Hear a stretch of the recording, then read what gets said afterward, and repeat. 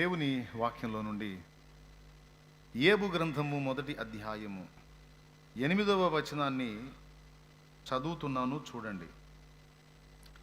అందుకు యెహోవా, నీవు నా సేవకుడైన యోబు సంగతి ఆలోచించితివా?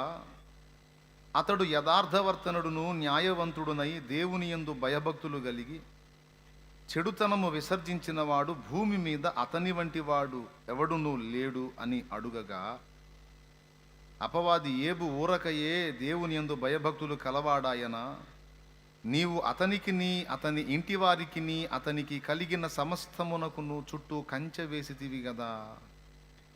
నీవు అతని చేతి పనిని దీవించుచుండుట చేత అతని ఆస్తి దేశములో బహుగా విస్తరించి ఉన్నది. ప్రభునందు ప్రియులారా, మనం చదువుకున్న ఈ వాక్య భాగం మీకు క్రొత్తది కాదు. చాలాసార్లు మీరు బైబిల్ చదివి ఉంటారని నా నమ్మకం. అందులో యోబు గ్రంథం కూడా చదివి ఉంటారని నా నమ్మకం. అందులో యోబు గ్రంథం 1వ అధ్యాయం అయితే మరి నిశ్చయంగా చదివి ఉంటారని నా గట్టి నమ్మకం.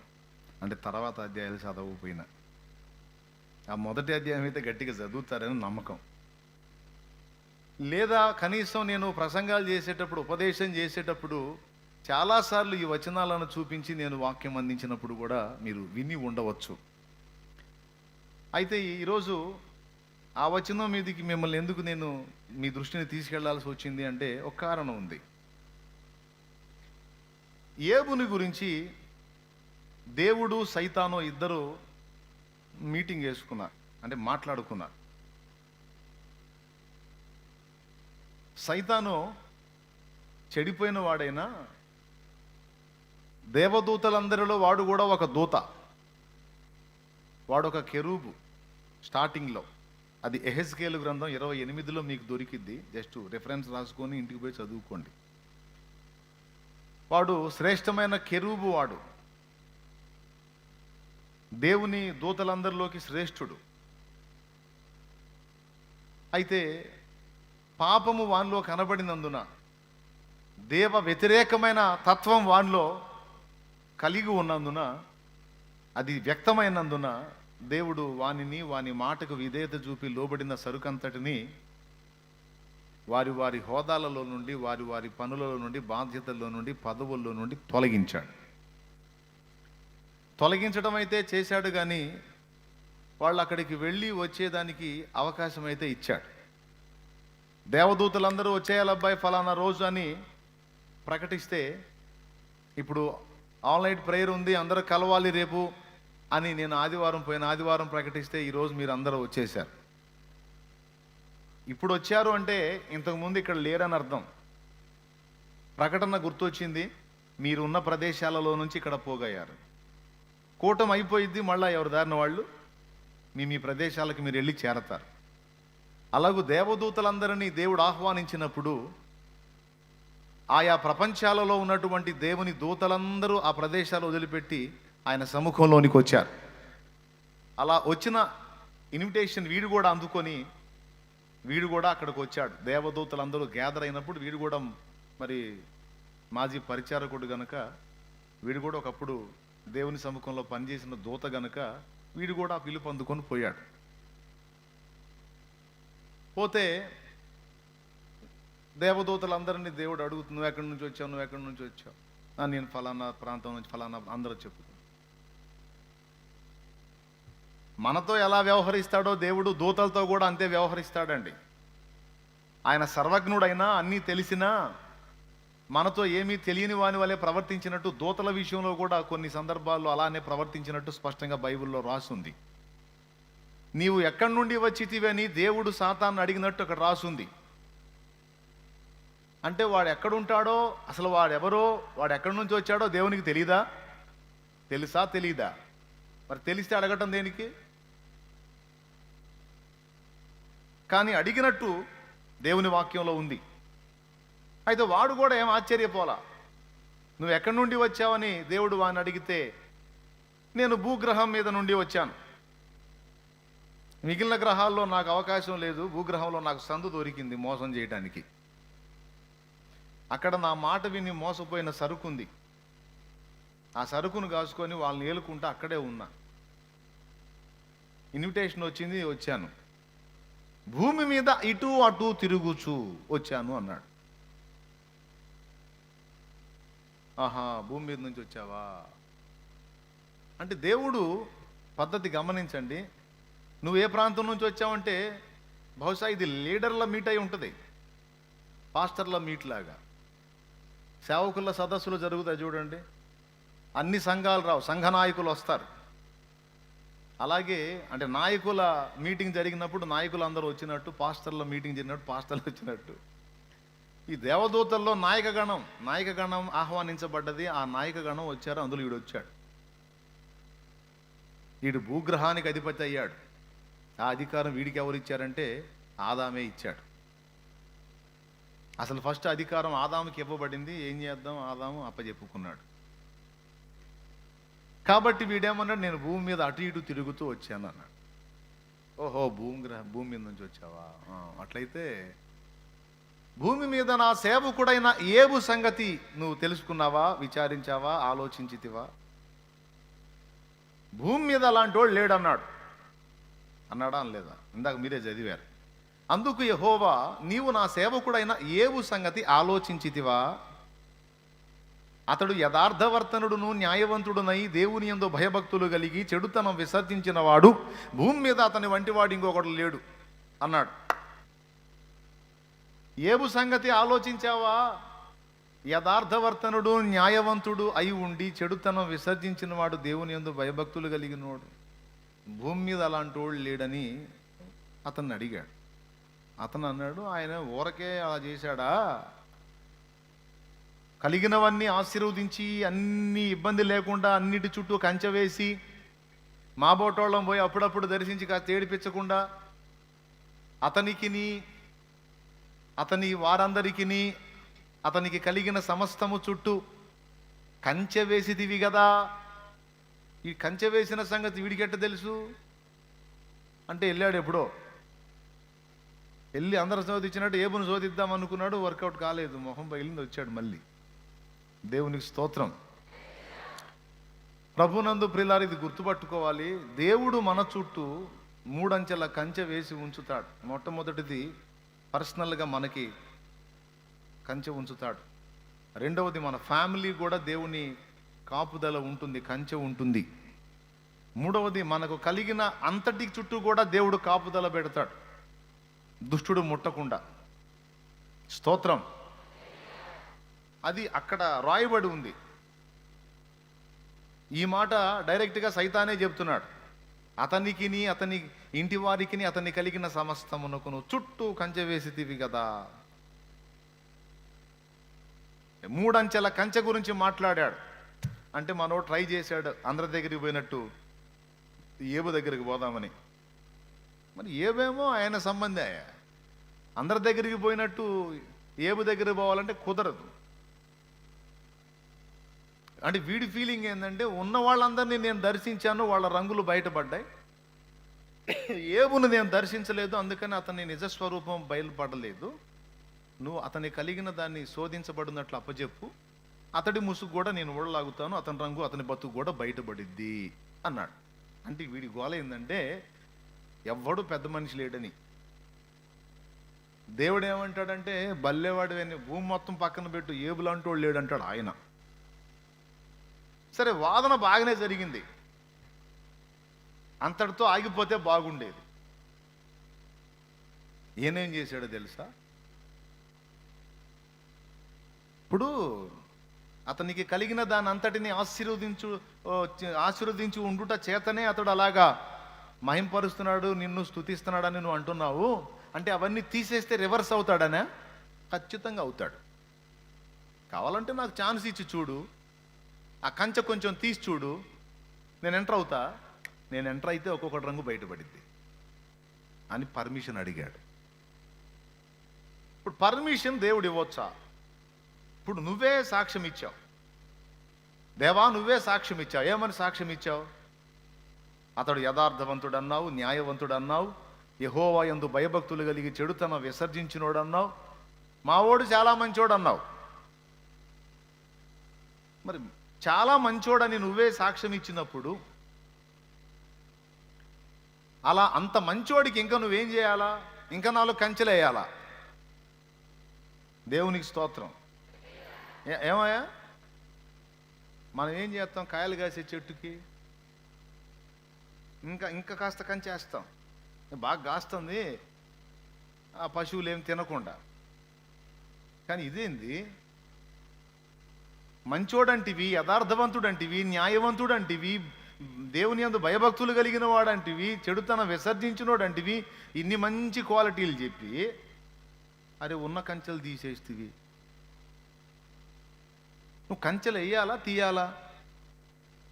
మంచోడని నువ్వు సాక్ష్యం ఇచ్చినప్పుడు వాని జోలికి ఎవరు పోకుండా నువ్వు కాపాడాలి. ఎందుకు చేసావు దేవా ఈ పని? అప్పటిదాకా ఏబు కలిగినవన్నీ ఏబుకు దూరం అయిపోయినాయి ఒక దెబ్బకి. ఆరోగ్యం కలిగి ఉన్నాడు, ఆరోగ్యవంతుడు, ఆరోగ్యం పోయింది.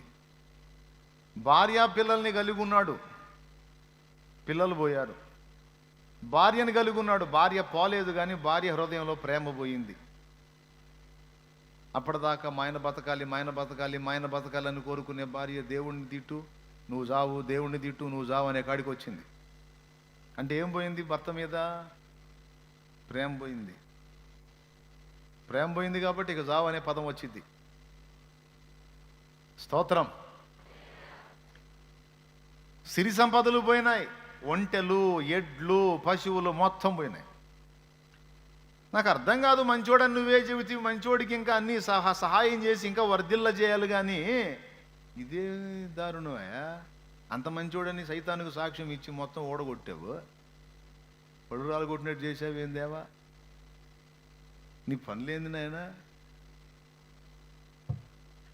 ఏమండి, ఇలాంటి ప్రశ్న మనకి తారసిల్లితే దేవుని సమాధానం చాలా స్పష్టంగా తన గ్రంథములో అనేక విధములుగా రాయించి పెట్టాడు. దేవుడు పిచ్చి పని పొరపాటును కూడా చెయ్యడు. ఒకవేళ దేవుని పనులు పిచ్చి పనుల్లాగా నీకు అనిపిస్తే, దేవునిలో ఏ కోశానన్నా పిచ్చి ఉంది అని నీకు అనిపిస్తే, వెర్రి ఉంది అని నీకు అనిపిస్తే, దేవుళ్ళో ఉన్న ఆ పిచ్చి, ఆ వెర్రి కూడా మనుషులందరి జ్ఞానము కంటే జ్ఞానము గలది అన్నాడు. ఎంత మాట మాట్లాడాడో పౌలు మహనీయుడు. దేవుని వెర్రితనము మనుషుల జ్ఞానము కంటే జ్ఞానము గలది అన్నాడు. దేవుని పనులు కొన్నిసార్లు నీకు అర్థం అవుతాయి, కొన్నిసార్లు నీకు అర్థం కావు. అర్థం కానప్పుడు నువ్వు ఖచ్చితంగా దేవుణ్ణి పాయింట్అవుట్ చేస్తావు, ప్రశ్నిస్తావు. దేవా ఎందుకిలా? నేనేం తప్పు చేశాను? నేనేం ద్రోహం చేశాను? నేనేం అన్యాయం చేశాను? నేనేం అపకారం చేశాను? నా బ్రతుకే ఎందుకిలా? నా జీవితమే ఎందుకిలా అని ధర్మ సందేహంతో దేవుణ్ణి పాయింట్అవుట్ చేసేవాళ్ళు ఉంటారు. ఇక్కడ మనం గ్రహించాల్సిన మొట్టమొదటి సంగతి ఏంటంటే, మొట్టమొదట మనం ప్రేమించి మనం సేవిస్తున్న దేవుడు అన్యాయస్తుడు కాడు.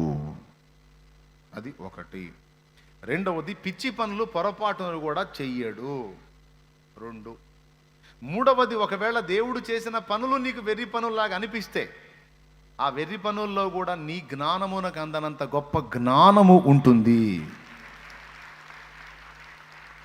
ఇది దేవుని విషయంలో, దేవుని ఎడల మనం కలిగి ఉండాల్సిన దృక్పథం, మనం కలిగి ఉండాల్సిన అభిప్రాయం, ఆలోచన విధానం. ఒక భక్తిపరుడికి, ఒక విశ్వాసికి, ఒక దేవుణ్ణి ప్రేమించి సేవించేవాడికి ఉండాల్సిన లక్షణం ఇది. చిన్నదానికి పెద్దదానికి వెంటనే దేవునికి వ్యతిరేకముగా స్పందించడం కాదు, దేవుని కార్యములలో మనకు అర్థం కాని జ్ఞానాన్ని వివేచించడం నేర్చుకోవాలి. ఒకవేళ నీకు అర్థం కాకపోతే, దేవా నువ్వు ఈ పని జరిగించావంటే దీని వెనక నీ అనంత జ్ఞానం, నీ సంకల్పం, నీ ప్రణాళిక ఏదో ఉంటుందిలే నాయనా, నువ్వైతే మాలాగా పిచ్చి పనులు చేసేవాడు అయితే కాదు, నువ్వు ఏది చేసినా అది మా జ్ఞానానికి మించిన జ్ఞానము కలిగిన పనే అయి ఉంటుంది తండ్రి అని అనగలిగేటువంటి వ్యక్తుడే భక్తుడు. అలా విశ్వసించగలిగేవాడే భక్తిపరుడు, ఆత్మీయుడు, విశ్వాసి, దేవుని ప్రేమించువాడు. ఎంతమందికి అర్థమైంది?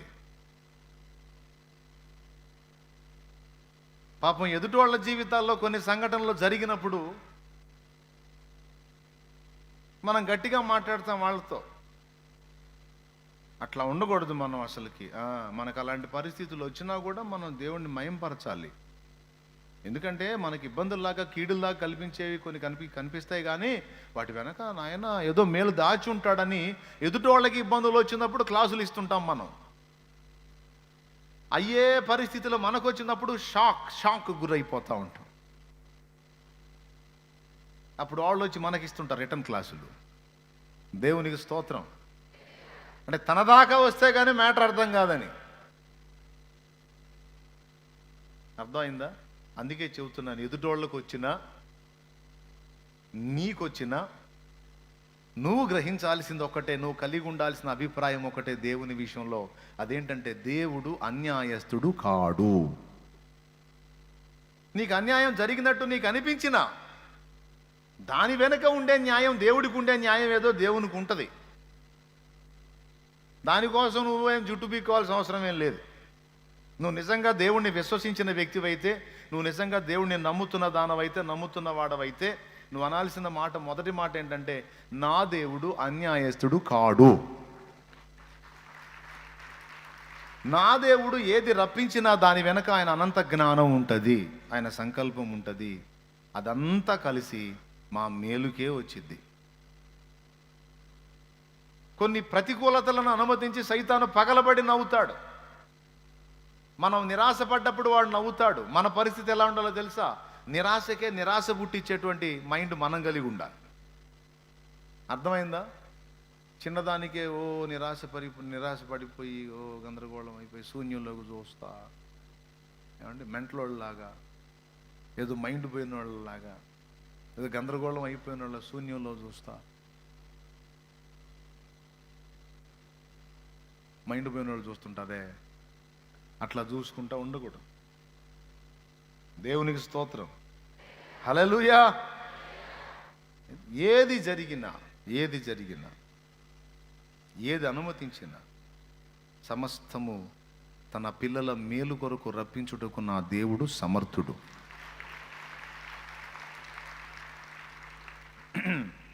ఇంత మంచోడు, ఇంత నీతిమంతుడు, ఇంత భక్తిపరుడు, ఇంత యథార్థవంతుడు, ఇంత న్యాయవంతుడని చెప్పిన దేవుడే మరి ఏబుకి ఎందుకు అలాంటి షాకులు ఇచ్చాడు?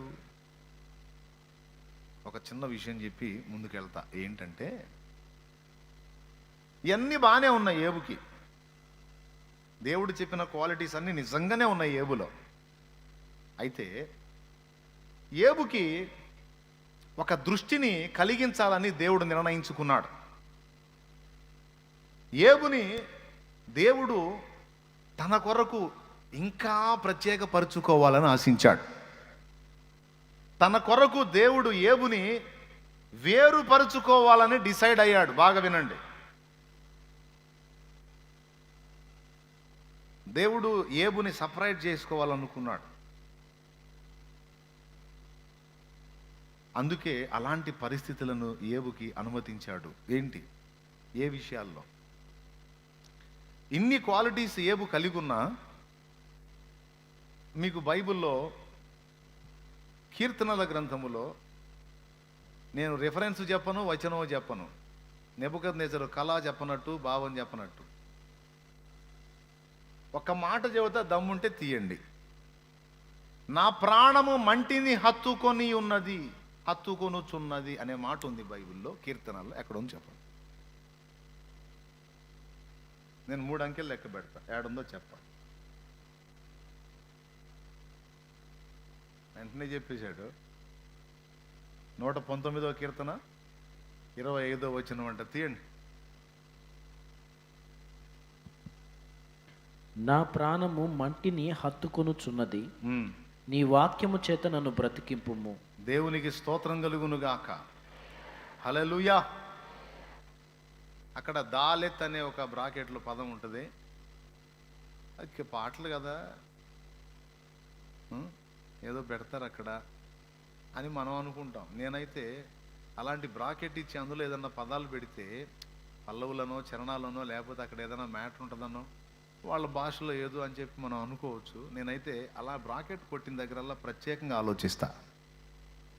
ఎందుకు కొట్టాడు ఇక్కడ ఇది అంటే పాటల్లో ఇప్పుడు పల్లవి చరణం అని మనం రాసుకుంటాం కదా, అట్లాగే ఏదో అనుపల్లవి అని అట్లాగా సబ్ టైటిల్స్ ఇస్తాం కదా బ్రాకెట్ కొట్టి, అట్లాగా అయినా సరే బ్రాకెట్ కనపడిందంటే ఆలోచిస్తాయి ఇక్కడ ఎందుకు ఇట్లా కొట్టాడు బ్రాకెట్ కొట్టి. అక్కడ మంచి మాట ఉంది, నా ప్రాణము మంటిని హత్తుకొనుచున్నది అన్నాడు. అది ఇష్టం లేదు దేవుడికి. దేవునికి స్తోత్రం కలుగును గాక. ఏది ఇష్టం లేదు దేవుడికి? భక్తుని ప్రాణము మంటిని హత్తుకొనుట దేవునికి ఇష్టము లేదు. అందుకే మంటిని మంటిగా దృష్టించి వాస్తవికతను చూడటానికి తన భక్తులకు దేవుడు కళ్ళు తెరవాలి, కళ్ళు తెరవాలి, కళ్ళు తెరవాలి, దృష్టి దృష్టి దృష్టి కలిగించాలి. యేసయ్య గుడ్డోళ్ళకి కళ్ళు ఇచ్చాడు, కుంటోళ్ళకి నాటికి ఇచ్చాడు, చెవిటోడికి చెవులు ఇచ్చాడు, నోరు లేనోడికి మాటలు ఇచ్చాడు, సచ్చినోడిని బతికిచ్చాడు అని మనం చెప్తాం కదా. మనకు తెలిసినటువంటి గుడ్డి వాళ్ళు ఎవరంటే కళ్ళు లేనోళ్ళు.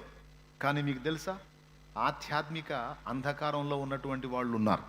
వాళ్ళు కళ్ళు భౌతిక ప్రపంచాన్ని చూస్తాయి, కానీ ఆధ్యాత్మిక విషయాల్లో వాళ్ళు అంధత్వంలో ఉంటారు, గుడ్డి వాళ్ళై ఉంటారు. ఎందుకంటే ఈ మంటి మనిషికి గుడ్డితనం కలిగిస్తుంది. మంటి మన ప్రాణమును ఆకర్షిస్తుంది, మంటి మన ప్రాణమును ఆకర్షిస్తుంది. అందుకనే భక్తుడు యథార్థంగా ఒప్పుకున్నాడు, నా ప్రాణం మట్టిని హత్తుకుంటుంది ఏమయ్యా, నా ప్రాణం హత్తుకోవాల్సింది మహిమను కదా. నా ప్రాణము మంటిని హత్తుకొనుచున్నది అన్నాడు. ఇప్పుడు చెప్పండి, మంటిని హత్తుకోవటం ఏంటి అని డౌట్ వచ్చింది కదా. అంటే పొలంలోకి పోయి భూమి మీద పడి ఆ మట్టిని కౌగిలించుకుంటున్నాడనే. మంటిని హత్తుకొనుట అంటే అర్థం ఏంటి చెప్పండి, డైరెక్ట్గా అక్షరార్థంగా అర్థం చెప్పండి. మంటిని హత్తుకోవటం అంటే ఏంటి?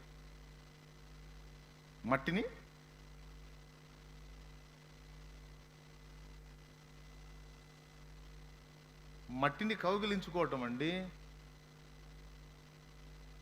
అవునా? అక్షరార్థంగా తీసుకుంటే మట్టిని కౌగిలించుకోవటం. కానీ సరిగ్గా ఆలోచిస్తే మనం ఈరోజు తపన పడుతున్న, వెంపర్లాడుతున్న, ప్రాకులాడుతున్న, లబలబలాడుతున్న, కొట్టుకుంటున్న, జుట్టు బీక్కుంటున్న వాటన్నిటిని ఒక్కసారి పరిశీలిస్తే మొత్తం మట్టే.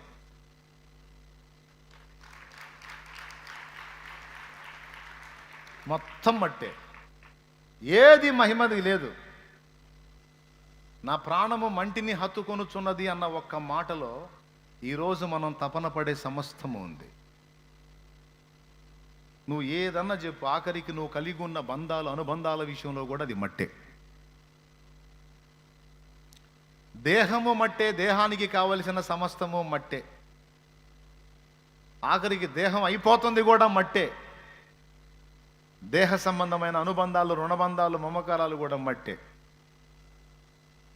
ధనం మట్టే, వెండి బంగారం మట్టే, వస్త్రాలు మట్టే, సుగంధ ద్రవ్యాలు మట్టే. కాదని చెప్పే దమ్ము నీకుందా? ఆశలు రేపే సుందర దేహం మట్టి బొమ్మవో చెల్లెమ్మా, దేహం కోరేదేదైనా అది మట్టిలోనే పుట్టిందమ్మా. ఆశలు రేపే సుందర దేహం మట్టి బొమ్మవో చెల్లెమ్మ, దేహం కోరేదేదైనా అది మట్టిలోనే పుట్టిందమ్మా. వెండి బంగారు వెలగల వస్త్రం, పరిమళ పుష్ప సుగంధములు, వెండి బంగారు వెలగల వస్త్రం, పరిమళ పుష్ప సుగంధములు మట్టిలో నుండి వచ్చినవేనని మరువబోకు నా చెల్లెమ్మ, మట్టిలో నుండి వచ్చినవేనని మరువబోకు నా చెల్లెమ్మ. ఆశపడకు, ఆశపడకు ఈ లోకం కోసం చెల్లెమ్మ, ఆశించేది ఏదైనా అది మట్టేనమ్మా.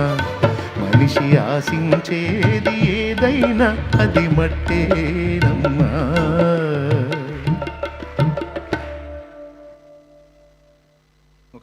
వస్త్రాలు? వాస్తవం చెప్పు, ఎక్కడి నుంచి వచ్చింది ఆ ఉత్పత్తులన్నీ? ఎక్కడి నుంచి వచ్చినాయి ఆ ఉత్పత్తులన్నీ? నువ్వు కట్టుకున్న బిల్డింగ్, గుడిసె కానీ, రేకుల షెడ్ కానీ, బిల్డింగ్ కానీ మొత్తం ఎక్కడి నుంచి వచ్చింది? చివరికి ఎందులో కలిసిపోయింది? ఈరోజు నువ్వు కలిగి ఉన్న అందమైన నీ దేహం, సుందరమైన నీ దేహం, ఆరోగ్యవంతమైన నీ దేహం కదా, వేదాంత దూరంలో మాట్లాడుతున్నారా, వాస్తవంగా ఆలోచించే మాట్లాడుతున్నారా? కొంతమంది కలిపి కొడతారా, అంతేగా అంతా మట్టాగా,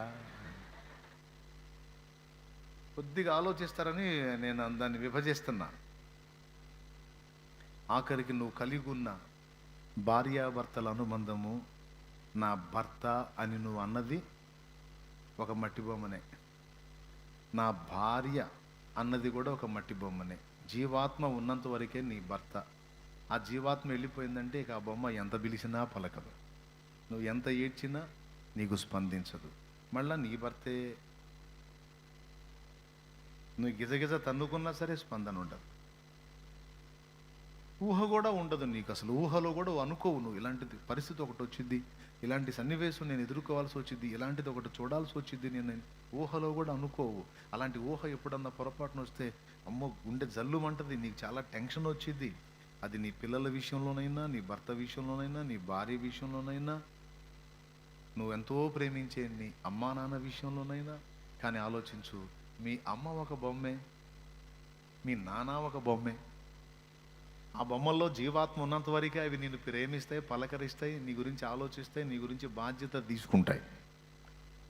ఆ బొమ్మలో ఉన్న జీవాత్మ వెళ్ళిపోయిందంటే ఇంకా అది అచేతనంగా పడి ఉండే బొమ్మ.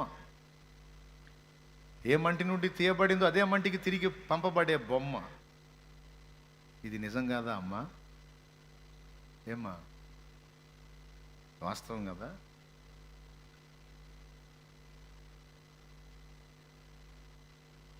వాస్తవమే, కానీ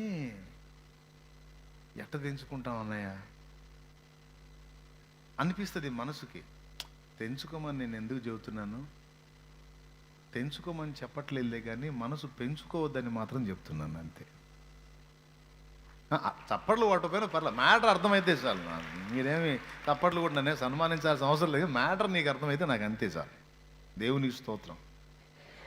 తెంచుకోమని నేను మీకేం చెప్పట్లేదులే, కానీ శృతి మించి మనసు పెంచుకోవద్దని మాత్రం దేవుని పరిశుద్ధాత్మ మూలంగా చెప్తున్నాను నేను. అది దేని విషయంలోనైనా సరే. కొంతమందికి ఇంటి పిచ్చి, ఆ ఇంటిని ఊడిసిందే ఊడిసి, పూసిందే పూసి, రుద్దిందే రుద్ది, అబ్బో ఆ బండల్ని తుడిసిందే తుడిసి, ఆ ఇంటిని శుభ్రం చేసి కలర్ లేపించి బయటకు వచ్చి చూసుకొని, అమ్మమ్మ ఏం ఆనందమో ఆనందం. నాకు తెలిసిన ముసలాం ఒక ఆమె హైదరాబాద్లో, చచ్చిపోయేటప్పుడు మంచంలో గుట్టగొట్లాడుతుంది. ఎవరన్నా పలకరించడానికి వస్తే పైకి చూపిస్తారు.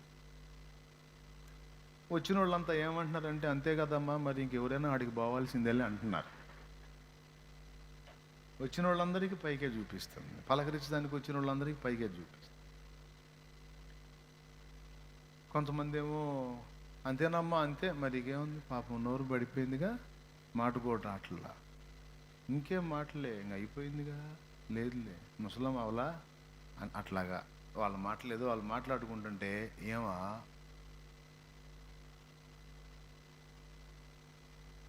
అదేలే అందరం పోయేవాళ్ళం వెళ్ళాలి, నువ్వు రేపు మేము అని లేచిపోతున్నారు. దేవునికి స్తోత్రం. గుటగుట్లాడుతూ ఉంది, మళ్ళీ ఆరోగ్యాలు గుటగుట్లాడుతూ ఉంది. వచ్చిన వాళ్ళకల్లా పైకి చూపి. నిజం, అబద్ధంగా నేను నిజం. మా అక్కాయి కూడా ఉంది సాక్ష్యం. దేవునికి స్తోత్రం.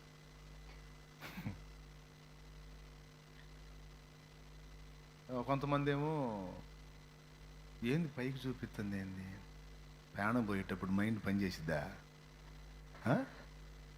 ఆమెకు మైండ్ పని చేయక పైకి చూపిస్తుంది అంటున్నారు. ఆ మాట అంటే ఆ గుట్టగుట్లాడుతా కూడా, ఊరే దరిద్రుడా నా ఊపిరి పోతుంది నిజమే, కానీ నా మైండ్ పని చేస్తుందిరా, నాకేం ప్రాబ్లం లేదని సిగ్నల్స్ ఇస్తుంది. వాళ్ళకి అర్థమై సావట్లే, మైండ్ పోయింది అనుకోని కొంతమంది. చివరికి మీలాంటి చురుకైనోడు ఒకడు పట్టుకున్నాడు, కూర్చొని పక్కన. ఏంది అని అడిగాడు. పైకి చూపిస్తుంది. వాడంతా పైకెక్కపోయేదనలా, ఎవరు వచ్చినా పైకి ఎందుకు చూపిస్తుందని కాస్త తల అలా పరికించి పైకి చూశాడు. పైకి చూస్తే ఆ స్లాబు ఓల్డ్ అయిపోయి అంత పెచ్చిక రాలిపోయింది.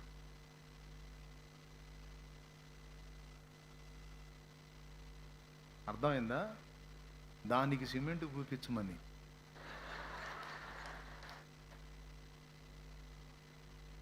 దేవునికి స్తోత్రం కలిగిన. అవి వచ్చినోడు ఆ మాట అన్నాడు, ఏంది దానికి సిమెంట్ పెట్టించమంటా అన్నప్పుడు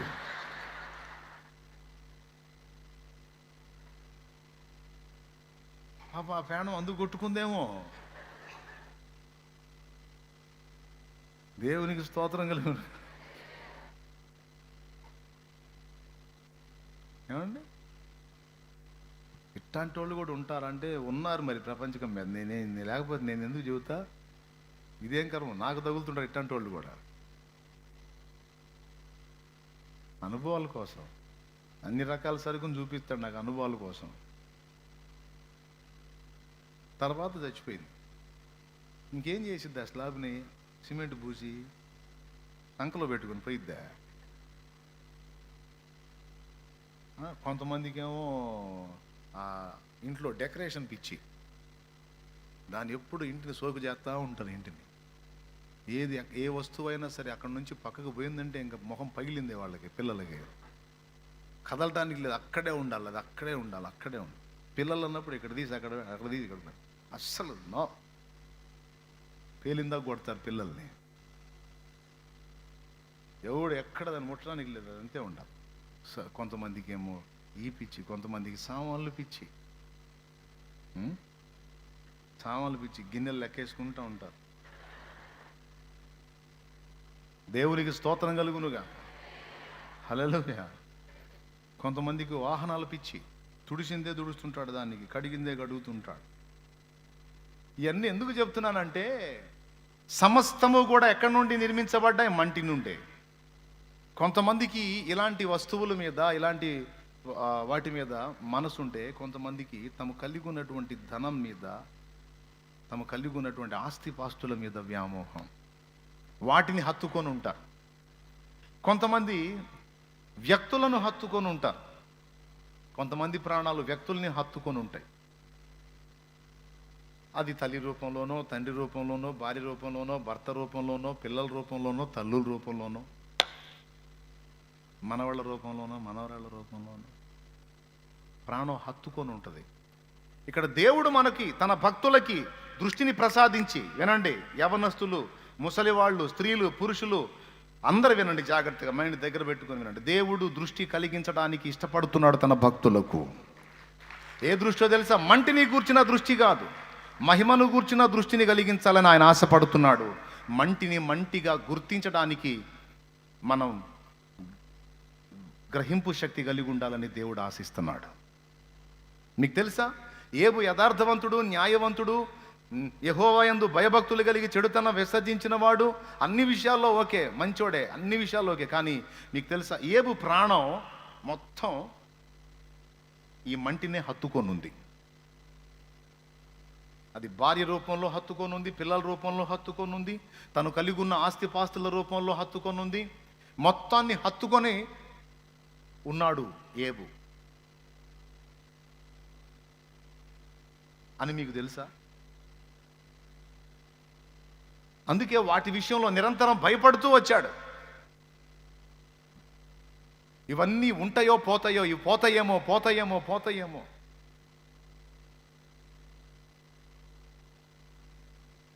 వాటి విషయంలో టెన్షన్ పడుతూ వచ్చాడు. తన ప్రాణం వాటిని హత్తుకుంది. దేవుడు ఆలోచించాడు, ఏబు శ్రేష్టమైన వాడు, ఏబు నా ప్రణాళికలో ఉన్నవాడు, ఏబు నా యందు విశ్వాసం ఉంచినవాడు, నా సేవకుడు.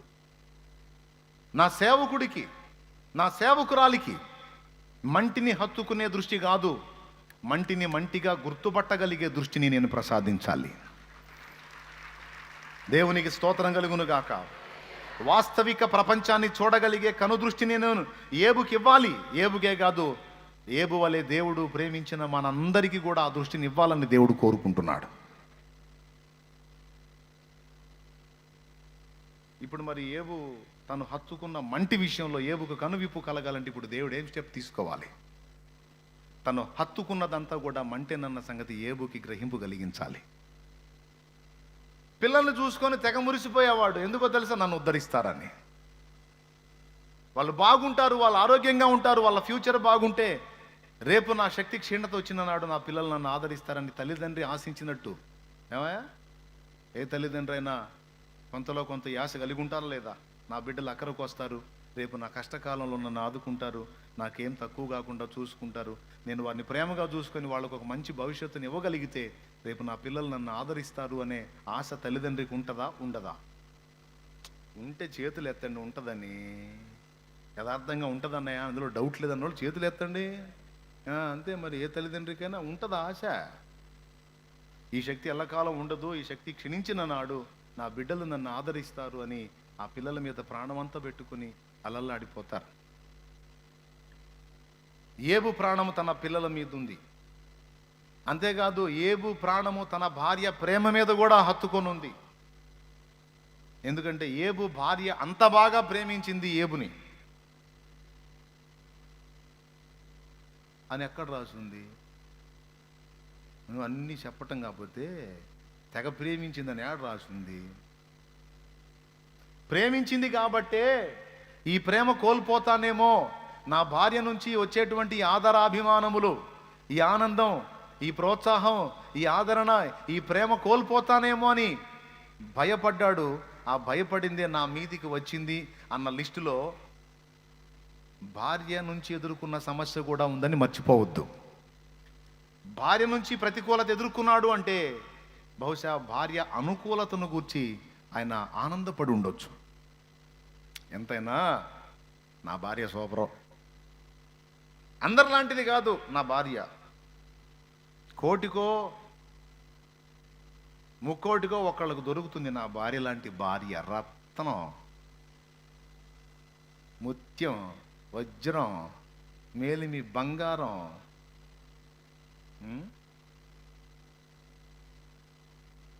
ఏం చెప్పుకున్నాడు, ఏమనుకున్నాడు, ఏం మురిసిపోయాడు, కానీ మనసులో మాత్రం భయం. చివరి వరకు నా భార్య ఇలానే ఉంటుందా, రివర్స్ అయిద్దా?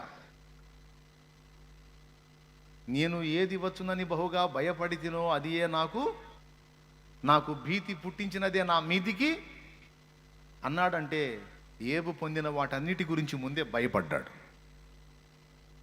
ముందే ఒత్తిడికి గురయ్యాడు. ఇవేవి పోకూడదు, ఇవన్నీ నాకు పర్మనెంట్గా ఉండాలి, స్థిరంగా ఉండాలి, శాశ్వతంగా ఉండాలి అని కోరుకున్నాడు. అది సాధ్యమా? సాధ్యం కాదు అన్న విషయాన్ని ఏబుకి కనువిప్పు కలిగించడానికి కొన్ని స్టెప్స్ దేవుడు తీసుకోవాల్సి వచ్చింది. తన భక్తులు మోసంలో బతకడం దేవునికి ఇష్టం లేదు. బాగా వినండి. తన భక్తులు అంధత్వంలో బతకడం దేవునికి ఇష్టం లేదు. తమ భక్తులు అజ్ఞానంలో బతకడం దేవునికి ఇష్టం లేదు. తన భక్తులు వాస్తవాన్ని గమనించాలి, వాస్తవాన్ని చూడాలి, సత్యము నెరిగి ఉండాలి. ఇంకా చెప్పాలంటే తన భక్తులు స్థిరము, శాశ్వతము, నిజము, వాస్తవము అయిన ఆయననే హత్తుకొని ఉండాలని కోరుకున్నాడు.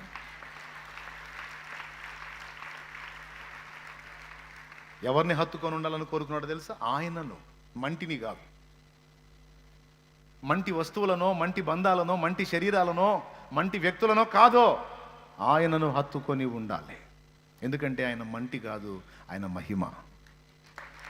ఆయన అబద్ధం కాదు, అసత్యం కాదు, ఆయన సత్యం, ఆయన వాస్తవం, ఆయన ఉనికి స్థిరం, శాశ్వతం.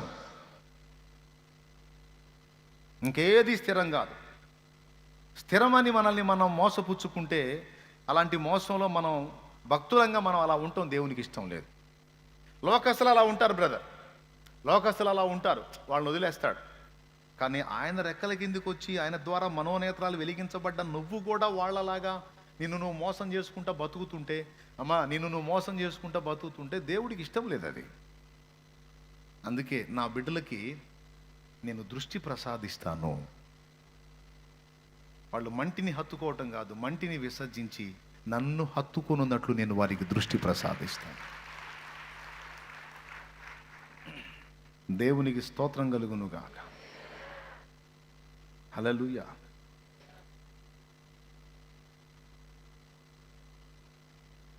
నజరేయుడా నా యేసయ్యా, ఎన్ని యుగాలకైనా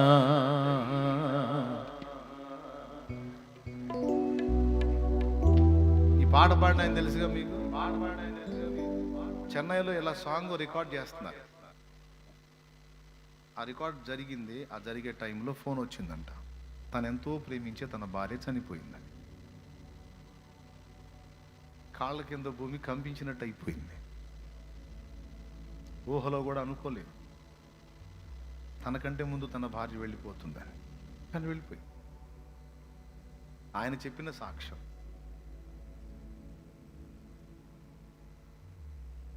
ఆ బాధను అలా కడుపులో పెట్టుకునే పాట పాడాల్సి వచ్చింది.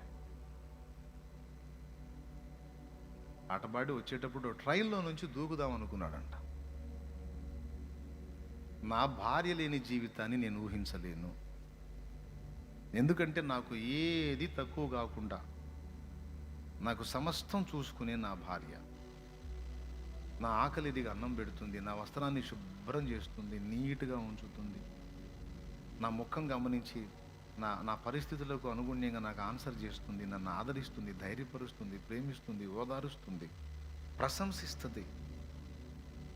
అన్ని విషయాలలో నాకు మంచి సహకారిగా ఉన్న నా భార్య పోయిన నాడు ఇక నా జీవితం ఏంటి? ఇక నాకెవరు తోడు? ఏకాకినైపోయా కదా నేను. ఇంక ఈ బతుకు ఎందుకు అని ట్రైన్లో నుంచి దూకేస్తే పోయింది కదా అనుకో. దేవుడు ఆపాడు. ఆగా నేను గుర్తించాను. ఆయన సంభాషణ తెలియజేసినప్పుడు నేను గుర్తించాను ఏంటంటే, తన భక్తులు మంటిని హత్తుకొనుట దేవునికి ఇష్టం లేదు. తన భక్తులు వాస్తవిక ప్రపంచాన్ని చూడాలి. తన భక్తులు ఏ కోశాన కూడా దేనిని ఎవరిని హత్తుకొనుట ఆయనకి ఇష్టం లేదు. తన భక్తులు భక్తురాళ్ళు యథార్థంగా 100% ఆయననే హత్తుకొని ఉండాలి. దేవుడు మాట్లాడి ఉండొచ్చు. నిన్ను ప్రేమగా చూసిన భార్య పోయిందని చచ్చిపోతాను అంటున్నావు. మరి నీ కోసం నిన్ను ప్రేమించి ప్రాణమే పెట్టాను కదా, మరి నా సంగతి ఏందని అడగడా? నిన్ను ప్రేమించేవారు నీకు దూరం అయ్యారని నువ్వు బాధపడితే నీకోసం అసలు ప్రాణం పెట్టేశాను కదా నేను. నా ప్రేమ నీకు అర్థం కాలేదా? ఇంకా నాకేంటి అంటే నేను లేనా?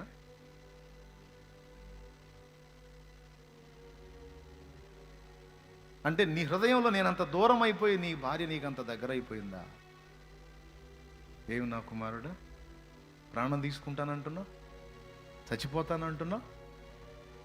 ఈరోజు నిన్ను కూడా అడుగుతున్నాడు, ఏం నా కుమారి, ప్రాణం తీసుకుంటానంటున్నావు, చచ్చిపోతానంటున్నావు, నా బ్రతుకు అర్థమైందని పిచ్చి మాటలు మాట్లాడుతున్నావు. ఆయన ఇచ్చే సమాధానం, కళ్ళు తెరచి చూడు, నిన్ను ప్రేమించి నీ కోసం ప్రాణం పెట్టిన నేనున్నాను అంటున్నాడు ఆయన.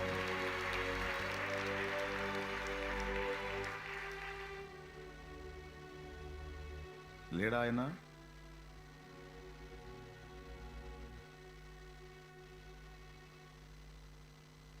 ఆయన మనసు ఎంత గాయపడిద్ది? మనం ఆయన్ని హత్తుకోకుండా, చెల్లి వింటున్నావా, తమ్ముడు వింటున్నావా, నిన్ను ప్రేమించి నీ కోసం ప్రాణం పెట్టి అడుగడుగున నిన్ను ఎత్తుకొని దాటిస్తూ వచ్చిన ఆయన ఎంత మనసు పెట్టుకొని ఉంటాడు నీ మీద, నా మీద, ఎంత మమత పెట్టుకొని ఉంటాడు నీ మీద, నా మీద. మనం ఆయన ఆఖరికి ఆయన ప్రేమని కూడా మనం హత్తుకున్న మంటికి ఉపయోగించుకోవటానికి వాడుకుంటున్నాం. ఇది ఎంత దారుణమైన విషయం. ఆఖరికి కాస్తో కూస్తో నీవు నా ఎడల చూపిస్తున్న ప్రేమ, ఆసక్తి కూడా దేన్ని బట్టి చూపిస్తున్నావో తెలుసా నా కుమారుడా, నా కుమారి? నువ్వు హత్తుకున్న మంటికి ఇబ్బంది కలగకుండా, ఆ మంటి భద్రంగా ఉండాలని అందుకోసం నన్ను వాడుకుంటున్నావు. కేవలం అందుకోసం నన్ను అడ్డం పెడుతున్నావు తప్ప హార్ట్ఫుల్గా నీవు నన్ను హత్తుకోవటంలో నువ్వు మంటిని హత్తుకుంటున్నావు. ఎంతమందికి అర్థమైంది? నిజంగా అర్థమైతే ధన్యులు. ఇది అర్థమైన నేను ధన్యుణ్ణి, మీరు ధన్యులు. ఈ లైవ్లో ఉన్న వాళ్ళకి ఎంతమందికి అర్థమైందో వారందరూ ధన్యులు. దీన్ని బట్టి నేనేం చెప్తున్నాను, బంధాలు తెంచేసుకోమని చెప్పట్లా, బంధాల మీద వ్యామోహాలు పెంచేసుకోవద్దు అని చెప్తున్నాను. గాలి మేడలు కట్టొద్దు అని చెప్తున్నాను. పేక మేడలు కట్టొద్దు అని చెప్తున్నాను. ఊహల ప్రపంచాల్లో తేలిపోవద్దు అని చెప్తున్నాను. ఎందుకంటే నువ్వు ఊహల ప్రపంచాల్లో తేలిపోయిన ఊహలన్నీ, నువ్వు కట్టుకున్న గాలి మేడలు పేక మేడలన్నీ కుప్పలా కూలిపోయే పరిస్థితులు ఎదురవుతాయి.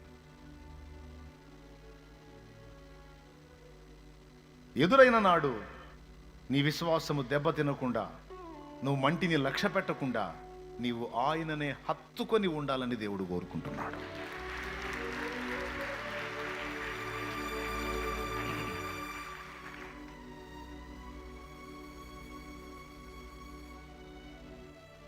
ఆ తర్వాత ఆయన ద్వారా చాలా కమ్మని పాటలు ఇచ్చాడు క్రైస్తవ లోకానికి దేవుడు.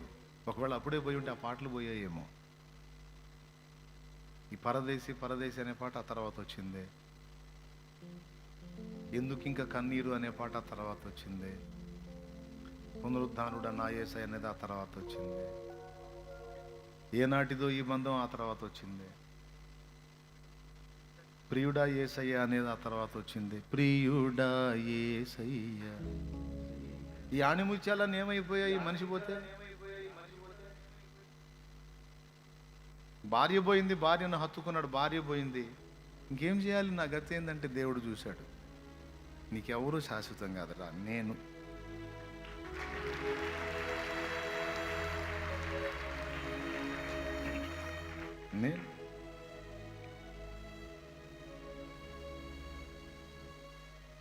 దేవునికి స్తోత్రం కలుగును గాక.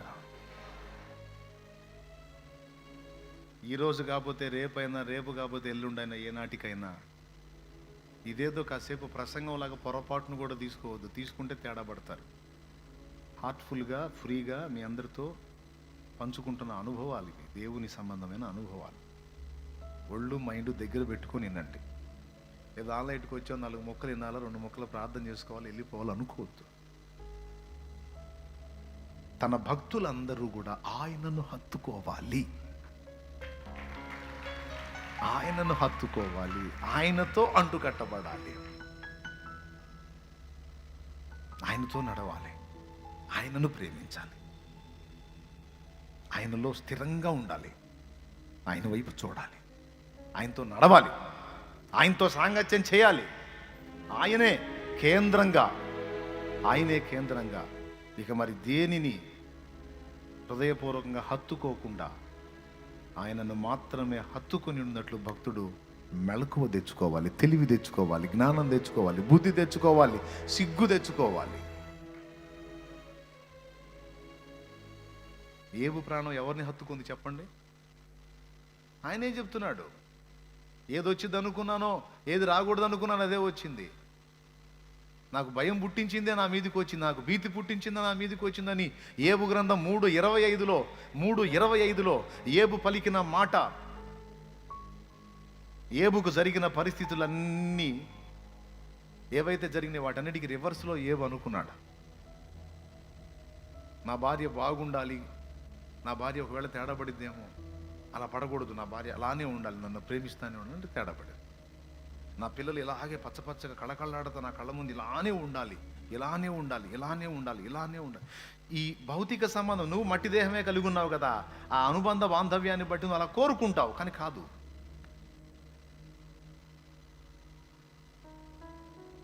అవి నీ వెర్రిమొర్రి ఆశలు, పిచ్చి ఆశలు.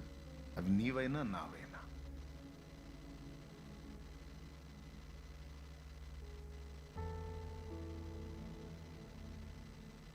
చదువుకుంటున్న ఓ తమ్ముడా, ఓ చెల్లి, ఓ భవిష్యత్తు మీద బోల్డ్ అని కలలు ఉంటాయి నీకు. నీ అదృష్టం ఏందో చెప్పనా? సగం సరుకు అయిపోయిన తర్వాత తెలియాల్సిన సంగతులు నీ జీవిత ప్రారంభ దశలోనే నీకు చెప్తున్నాడు దేవుడు.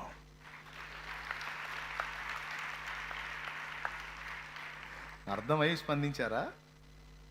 ఏమర్థమైంది చెప్పండి? సగం సరుకు అయిపోయిన తర్వాత తెలియాల్సిన సంగతులు నీ జీవిత ఆరంభ దశలోనే నువ్వు ఎవరిని హత్తుకోవాలో నా తండ్రి నీకు బయలుపరుస్తున్నాడు.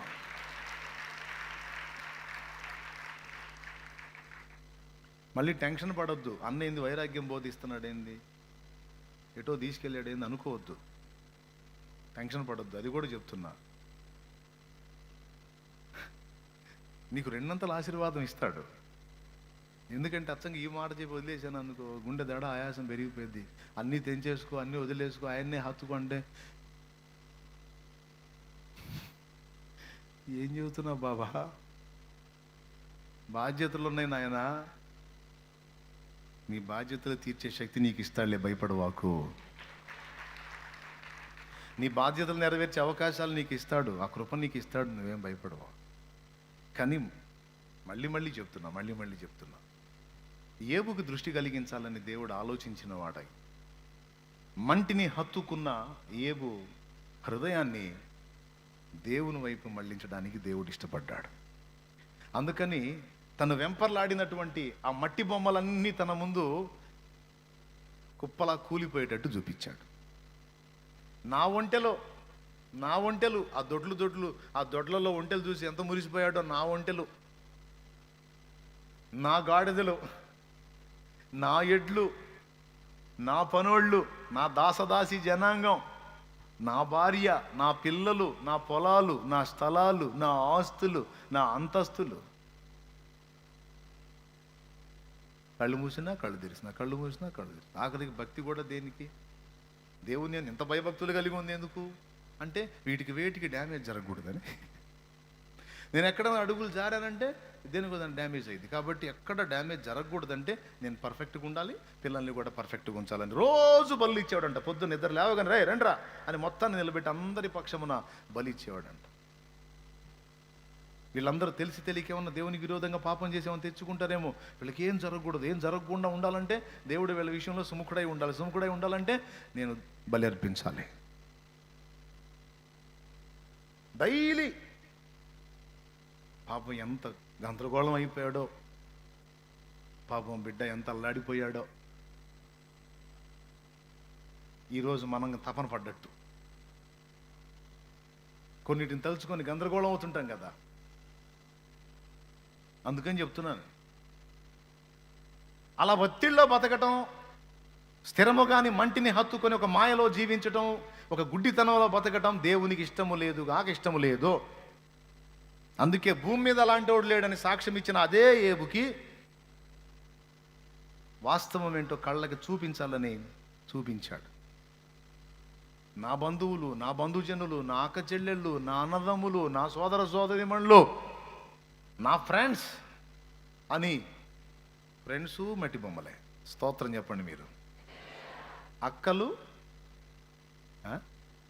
ముక్క చెక్కల, అక్కలు మట్టి బొమ్మలే, అన్నలు, స్నేహితులు, భార్యా బిడ్డలు, ఆఖరికి తన దేహం కూడా మొత్తం అదే. బాగా వినండి. చివరికి ఏబుకి ఎలాంటి పరిస్థితి వచ్చిందంటే దేన్ని హత్తుకున్నాడో, ఎవరెవరిని హత్తుకున్నాడో తడకు ఒకటి పోవటం మొదలుపెట్టింది అడ్రస్ లేకుండా. బాగా వేటి మీద అయితే పిచ్చి పెట్టుకున్నాడు, ఆ పిచ్చి మొత్తం వదిలిపోయేటట్టు మొత్తం పోయింది. ఎందుకు చెబుతున్నాను? మీరు దేని మీద పిచ్చి పెట్టుకున్నారో తెలియదు, ఎవరెవరికి దేని మీద పిచ్చి ఉందో తెలియదు. నేను చెప్తున్నా, పిచ్చి ముదిరిందా అంతే సంగతులు. ఎంతమందికి అర్థమవుతుంది? నిజంగా అర్థమవుతుందా? దేవునికి స్తోత్రం, హల్లెలూయా. పిచ్చి ముదిరిందా? తర్వాత మొక్క మీరు చెప్పండి. అంతే.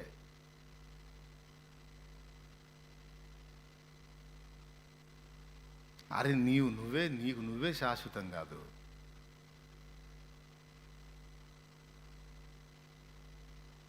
అటు చూడవాకండి, చలికాలం కాదు, ఎవరి షాపులు వాళ్ళే. దేవునికి స్తోత్రం. నాకెళ్ళి చూడండి, పోయేవాళ్ళు అంటే వాళ్ళ బాధలు వాళ్ళే. మరి ఏం చేద్దాం?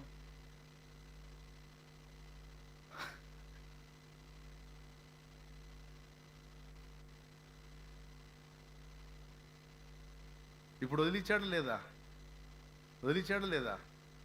నా భార్య అన్నాడు గుస్సయింది. నా పిల్లలు మొత్తం పోయారు. నా బలం అనుకున్నాడు, బలం పోయింది. ఆస్తులు అనుకున్న ఆస్తులు పోయాయి. ఒంటెలు అనుకున్న ఒంటెలు పోయినాయి. ఎడ్లు మొత్తం. చివరికి ఫ్రెండ్స్ అనుకుంటే ప్రాణమిత్రులు అంటారే, వాళ్ళు ప్రాణాలు తీసే మిత్రులా తయారయ్యారు. ప్రాణమిత్రులు అన్న ప్రాణాలు తీసేటువంటి శత్రువుల కంటే దారుణంగా తయారయ్యారు. అన్నలు అడ్రస్ లేరు, అక్కలు అడ్రస్ లేరు, సోదరిమణులు ఎవరు అడ్రస్ లేరు. చివరికి ఏమైపోయాడంటే ఏకాకైపోయాడు, ఒంటరైపోయాడు. మనసును అర్థం చేసుకునే భార్య కూడా రివర్స్ అయిపోయింది. చివరికి ఒంటరా కాదా? పెద్దగా చెప్పాలి. అది మొత్తంలో నుంచి వేరుపరచబడ్డాడు భక్తుడు. భూమి మీద అతని వంటి వాడు లేడు, అతడేమో ఆ గతి పట్టాడు. ఎంతగా లేదు, భూమి మీద అంత మంచివాడు లేడు, అతడేమో ఆ గతి పట్టాడు. ఎందుకు పట్టాడు? దేవుడికి ఏమన్నా పిచ్చి పట్టి పట్టించాడు ఆ గతి? లేదు, భక్తునికి పట్టిన పిచ్చిని వదిలించడానికి ఆ పని చేశాడు. ఇది పచ్చి నిజం. దేవునికి మహిమ కలుగునుగా. అన్నీ పోయినాక ఇంకెవరున్నారు తగాద పెట్టుకోవడానికి? ఇక ఆయనేగా. ఇక కూర్చున్నాడు బూడిద పోసుకొని, ఆ బూడిదలో చిల్లపెంక తీసుకొని కూర్చొని ఇక తేల్చు నా సంగతి ఏందని ఇక అప్పుడు పైకి చూడటం మొదలుపెట్టాడు. అప్పటిదాకా దేవుడిచ్చిన వాటి చుట్టూ చూడటం మొదలుపెట్టిన ఎప్పుడైతే వాటి మీద దెబ్బ పడిందో అప్పుడు అవన్నీ అనుగ్రహించిన దేవుని వైపు అప్పుడు తేరిపార చూడటం మొదలుపెట్టారు.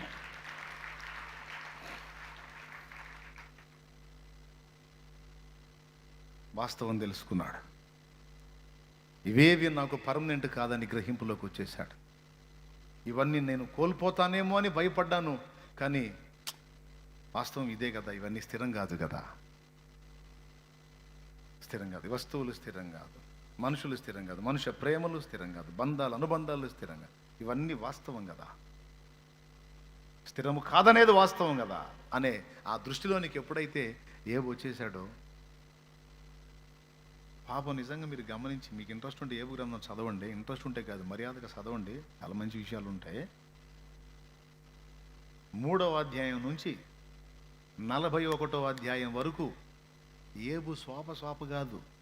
నేనేం చేశా, నన్ను ఎందుకు ఎట్ట చేశావు, నేనేం చేశా, నాకింత అన్యాయం ఎందుకు చేశావు, నేనేం చేశా, నాకింత ద్రోహం చేసావు ఏంది, నేను ఎవరి కడుపన్నా కొట్టానా, ఆకలి కొన్నోడికి అన్నం పెట్టకుండా పంపలేదే, వస్త్రహీనుడిని చూసి దాటిపోలేదే, నా వస్త్రాలు ఇచ్చానే, అన్యాయం జరిగిన వాడిని చూసి నేను ఓర్చుకోలేకపోయినానే, అన్యాయం చేసిన వాడి దవడ మీద కొట్టి వాడి నోటనున్న వీడి ఆహారం వీడికి ఇప్పించానే, నేనేం తప్పు చేశానని, నేనేం దుర్మార్గం చేశానని, నేనేం ద్రోహం చేశానని, ఇంత నీతి నిజాయితీగా నేనుంటే నాకింత దారుణమా, నాకింత అన్యాయమా? లేదు, నువ్వు నాకు తేడా చేసావు. లోకం మొత్తానికి న్యాయం చేసేవాడివేమో కానీ నాకు మాత్రం నిజంగా 100% నువ్వు అన్యాయమే చేశావు, నాకు ద్రోహమే చేశావు నువ్వు. అంతే. చెప్పు, నువ్వు నా దోషం చెప్పు. నీ సభలోకి తల ఎత్తుకొని వస్తాను, నేను ముద్దాయిలాగా రాను. ఎందుకంటే ఏ తప్పు చేయలే. కనీసం పక్కవాడి భార్యని మోహపు చూపు కూడా చూడలా నేను, మోహపు చూపు కూడా చూడలా. వాని ఇంటి వాకిట నేను పొంచలేను. అలాంటి పరిస్థితుల్లో నేనుంటే నా భార్య ఇంకొకటి తిరగలి విసరాలి అన్నాడు. అంత పర్ఫెక్ట్గా ఉంటే, అంత నీతి నిజాయితీగా ఉంటే, రోజు నీకు బలి ఇస్తుంటే, ఇంత జాగ్రత్తలు తీసుకుంటే, ఏదొచ్చిద్దని ఇన్ని జాగ్రత్తలు తీసుకున్నానో అదంతా రప్పించావుగా, ఏది రాకూడదని ఇన్ని పనులు చేసి ఇంత జాగ్రత్తలు పడ్డానో మొత్తం వచ్చేసినాయిగా. నువ్వు మామూలుడే కాదు, ఎందుకు చేశావు అని కేసు పెట్టి కూర్చున్నాడు దేవుడి మీద. ఏబు స్నేహితులు మాట్లాడి మొత్తం 3వ అధ్యాయం దగ్గర నుంచి 41వ అధ్యాయం వరకు ఈ వాదనలే జరిగిపోతాయి. ఆ తర్వాత సుడిగాలిలో ఏబునకు యెహోవా ప్రత్యక్షమైనప్పుడు కూడా ఇదే పాయింట్లో ఉంటాడు ఏబు. ఎందుకిట్ట చేశావు, చివరికి 42వ అధ్యాయంలో కనువిప్పు కలిగి జ్ఞానము లేని వాడనై నా ఆలోచనకు, నా జ్ఞానమునకు మించిన సంగతులను నేను నిన్ను గురించి మాట్లాడాను. చాలా బుద్ధిహీనమైన పని చేశాను, నన్ను నేను అసహించుకొని బూడిదలోను ధూళిలోను పడి పశ్చాత్తాపడుతున్నాను అన్నాడు. అప్పుడు ఎందుకంటే నీవు ఉద్దేశించినవి నిష్ఫలము కావు, నీవు సమస్తమును చేయగలవాడవు. నువ్వు సమస్తమును చేయగలవాడవని ఇప్పుడు నాకు అర్థమైంది. రెండవది, నీవు ఉద్దేశించినవేవైనా, నీవు జరిగించినవేవైనా అనవసరముగా జరిగించవు. అంటే దాని అర్థం ఏంటో తెలుసా? సింపుల్గా మన భాష చెప్పాలంటే, నువ్వు అన్యాయస్తుడు అని నేను అన్నాను, చాలా తప్పు మాట్లాడాను, నువ్వు ఏది చేసినా అందులో సంపూర్ణ న్యాయం ఉంటుంది, నువ్వు అన్యాయస్తుడు కావు అని పలికాడు. కొడు గడ్డి కొడు.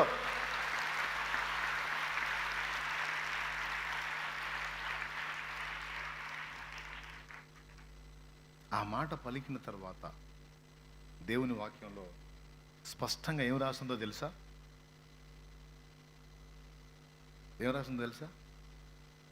ఏబును గడిచిన దానికంటే రెండంతలుగా దేవుడు ఆశీర్వదించాడని రాసుంది. ఒకసారి చూడండి మీరు, ఏబు గ్రంథం 42:12. యెహోవా యోబును మొదట ఆశీర్వదించినంత కంటే మరి అధికముగా ఆశీర్వదించెను. అతనికి 14,000 గొర్రెలను, అంటే అంతకుముందు 7,000 గొర్రెలు ఉన్నాయన్నమాట. ఇప్పుడు ఏమైనా 14,000 గొర్రెలు అయినాయి. 6,000 ఒంటెలను, అంతకుముందు 3,000 ఒంటెలు ఉంటే ఇప్పుడు 6,000 ఒంటెలు, డబల్. 1000 జతల ఎడ్లును, అంతకుముందు 500 జతల ఎడ్లు ఉన్నాయి, ఇప్పుడు 1000 జతల ఎడ్లు. 1000 ఆడుగాడిదలను కలిగి, 500 ఆడుగాడిదలు ఉంటే ఇప్పుడు 1000 ఆడుగాడిదలు. Double double double double double మొత్తం. ఆఖరికి తను కోల్పోయాను అనుకున్న సంతానం 10 మంది దేవుని పరదైసులోను, 10 మంది తర్వాత అదే భార్యకు, బహుశా నాకు తెలిసి భార్య దగ్గరకు వచ్చి ఉండాలి. ఏబును మళ్ళా దేవుడు బ్లెస్ చేసినప్పుడు, ఏబును స్వస్థపరిచినప్పుడు, ఏబును పూర్వపు స్థితికి దేవుడు తెచ్చినప్పుడు, ఏమనుకోవాకండి, ఎందుకో అప్పుడు ఏదో అట్లా శోధించబడి డిస్టర్బ్ అయ్యి మైండ్ పిచ్చిదానిలాగా అయ్యి అట్లా మాట్లాడాను, ఎంత మాటలు మాట్లాడాను, అసలు నేనైనా ఈ మాటలు మాట్లాడిందని చెప్పు తీసుకొని నన్ను కొట్టుకోవాలనిపించిందండి నాకు, అసలు మిమ్మల్ని ఇంత బాధ పెట్టాను నేనని భార్య వచ్చింది. ఇవన్నీ ఏడ రాసున్నాయి అనొద్దు. మరి ఏమనుకుంటా వచ్చింది? ఏమండి అనుకుంటూ వచ్చిందా? కనీసం పశ్చాత్తాపడదా? కనీసం ఫీల్ అవ్వదా? కాబట్టి నేను చెప్పా, దేవునికి స్తోత్రం. అప్పుడు దాకా అడ్రస్ లేకుండా పోయిన వాళ్ళు, అన్నదమ్ములు అక్క చెల్లెలు మొత్తం వచ్చి, తమ్ముడా ఏం జరిగిందిరా, మాకేం పట్టిందిరా, నువ్వు ఇంత బాధలు పడుతుంటే నిన్ను చూడలేకపోయాం, మాకేం కర్మ పట్టిందిరా, అయ్యో మాకేం జరిగిందో మాకు అర్థం. ఎందుకని? దెయ్యం పట్టింది. వాడు పట్టాడు, సైతాన్ పట్టాడు మిమ్మల్ని దగ్గరికి రానియకుండా. దేవుడే మిమ్మల్ని అవతలకి నెట్టాడు. ఎందుకంటే తన దాసుడికి వాస్తవం అర్థం కావాలని. ఇప్పుడు చెప్పండి, ఏబుకు మొత్తం డబల్ ఇచ్చాడు. ఇప్పుడు మళ్ళా ఏబు తన ప్రాణమును మంటిని హత్తుకుంది అని అనగలడా? ఇప్పుడు తన పిల్లలకి వెళ్ళి చూసినప్పుడు ఏమనిపించింది? ఏదో ఆయన ఇచ్చాడు, ఆయన చిత్తం అయితే ఉంచుతాడు, లేకపోతే తీసుకుంటాడు, ఆయనకే స్తోత్రం. యెహోవా ఇచ్చాడు, అంతకుముందు తీసుకున్నాడు, ఇప్పుడు వాళ్ళు ఇచ్చాడు, ఉంచిన స్తోత్రం. అంతేగాని వాడికి ఏమైద్దో, వీడికి ఏమైద్దో, ఆమెకేమైద్దో, ఏమకేమైద్దో, నాకెందుకు గుండె దడగా ఉంది, నాకెందుకు ఆయాసం ఉంది, అక్కడ నుంచి ఫోన్ రాగానే అమ్మాయి దగ్గర నుంచి అబ్బాయి దగ్గర నుంచి నాకెందుకు గుండె తగ్గొట్టుకుంటుంది. పోతావు, ఖచ్చితంగా పోతావు. పొరపాటును కూడా కొట్టుకోవద్దు గుండె. వింటున్నారా? అస్సలు నా కొడుకు ఎట్లా తయారవుతాడు అనుకోలేదు. నా కొడుకు ఎట్లా తయారయ్యాడని నువ్వు బాధపడాల్సిన అవసరం లేదు. చెప్పేసేళ్ళ ముందే స్థిరమేముంది, శాశ్వతమేముంది. వ్యక్తులు స్థిరంగా ఉంటారన్న నమ్మిక లేదు, వారి ప్రేమ నిలకడగా ఉంటుందన్న నమ్మిక. అది ఈ మైండ్లోకి ఏది, ఇప్పుడు బిల్డింగ్ కట్టుకొని పద్దాకలు బిల్డింగ్ తేగ అడుపోయి చూసుకొని ఒక్కొక్కళ్ళకి ఏం తపనంటే, వాళ్ళ బిల్డింగ్ అల్లంత దూరంలో ఉంటే, దూరంలో ఎత్తు రోడ్డు ఆడకపోయి చూస్తూ ఉంటాడు, కనపడుతుందా లేదా. ఇప్పుడు ఈ బిల్డింగ్ చూసినా ఇంట్రెస్ట్ ఉండదు. ఎవడన్నా బిల్డింగ్ కట్టానని ఎచ్చులు పడ్డా ఇక నువ్వు లెక్క చేయవు, 7 సేవలే పోరా అని. ఇక వాడిని చూసినప్పుడు నువ్వేమనుకుంటావో తెలుసా? వీని ప్రాణము మంటిని హత్తుకొనుచున్నది. దేవునికి స్తోత్రం కలుగును గాక. దేవా, ఈ దరిద్రుడి కళ్ళు తెరు. నా కళ్ళు తెరిచావుగా, ఈ దరిద్రుడి కళ్ళు కూడా తెరువు నాయన. మంటిని హత్తుకుంటున్నాడు. ఎవరైనా బంగారం పెట్టుకొని మురిసిపోతున్నది అనుకో, ఈ మూర్ఖురాలు మంటిని హత్తుకొనుచున్నది, కళ్ళు తెరువు తండ్రి. ఇదే డైలాగ్. ఇక మళ్ళీ ఫీలింగులు, ఏడుసుకోవటాలు, నా బతుకు ముక్కు పుడకూడలేదనే డైలాగులు ఉండవు. ఎందుకంటే మంటిని హత్తుకుని ఆ పిచ్చి వదిలించడానికే దేవుడు చాలా పనులు నీ జీవితంలో జరిగిస్తున్నాడు. అది అసలు రహస్యం. నీ జీవితంలో యేసునందు విశ్వాసం ఉంచి ఆయన రక్తంలో కడగబడిన నీ జీవితంలో దేవుడు రప్పిస్తున్న అనేక రకాల పరిస్థితుల వెనక ఉన్న ఉద్దేశాల్లో ఒక శ్రేష్టమైన ఉద్దేశం ఇది. నీ కళ్ళు వెలగాలి, నువ్వు వాస్తవం చూడాలి, నీకు సత్యం అర్థం కావాలి. నువ్వు మంటిని హత్తుకునే లక్షణాలను వదిలేసి మహిమాస్వరూపేగు ఆయనను హత్తుకోవటానికి నువ్వు సిద్ధపడాలి.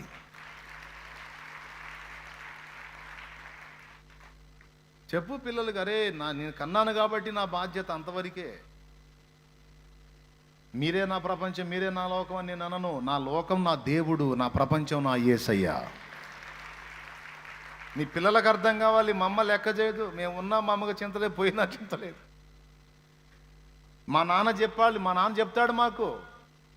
కన్నాను గనుక బాధ్యతలు నెరవేర్చాలి గనుక నెరవేరుస్తున్నాను. కానీ మీరు నా ప్రపంచం ఎప్పటిగా, నా ప్రపంచం దేవుడే. నేను మిమ్మల్ని హత్తుకొనను, నేను నా దేవుణ్ణి హత్తుకున్నాను. బాధ్యతలు నెరవేరుస్తా. నీ పిల్లలకు కూడా అర్థం కావాలా. తామరాకు మీద నీటి బొట్టులాగానే మా నాన్న మా విషయంలో ఉంటాడు. మితంగానే ఉంటాడు. అమితంగా ఉండి ఏదో కలలు కానీ ఏదో అయిపోయి ఏదో కాదు జరగదు.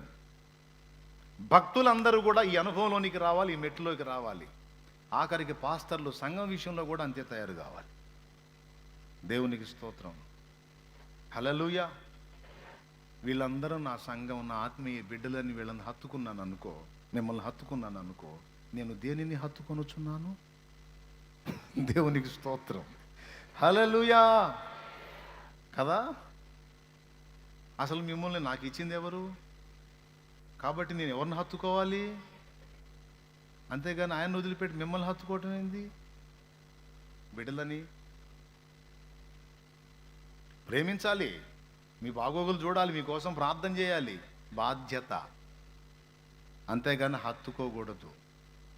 ఈరోజు ఇక్కడ, రేపు ఇంకో చోట, ఏ పూట ఎక్కడో ఆయన చిత్తం. ఓకేనా? ఎంతమందికి అర్థమైందో చేతులు ఎత్తితే ఇక నేను నువ్వు ఆన్లైన్లో ఏదో కాస్త బాగా ఆశీర్వాదాలు గుమ్మరిస్తావని వచ్చి కూర్చుంటే మాకేందిరా నాయన వైరాగ్యం పుట్టించే ఒక దెబ్బకి అనిపిస్తుంది కదా నీకు? అనిపిస్తుందిలే, ఇంతసేపు చెబితే ఎందుకు అనిపించదో? ఇంత విరక్తి పుట్టించేవింది నాయన మాకు. అసలు నేను కాదు, నా దేవుడే మీ కళ్ళు.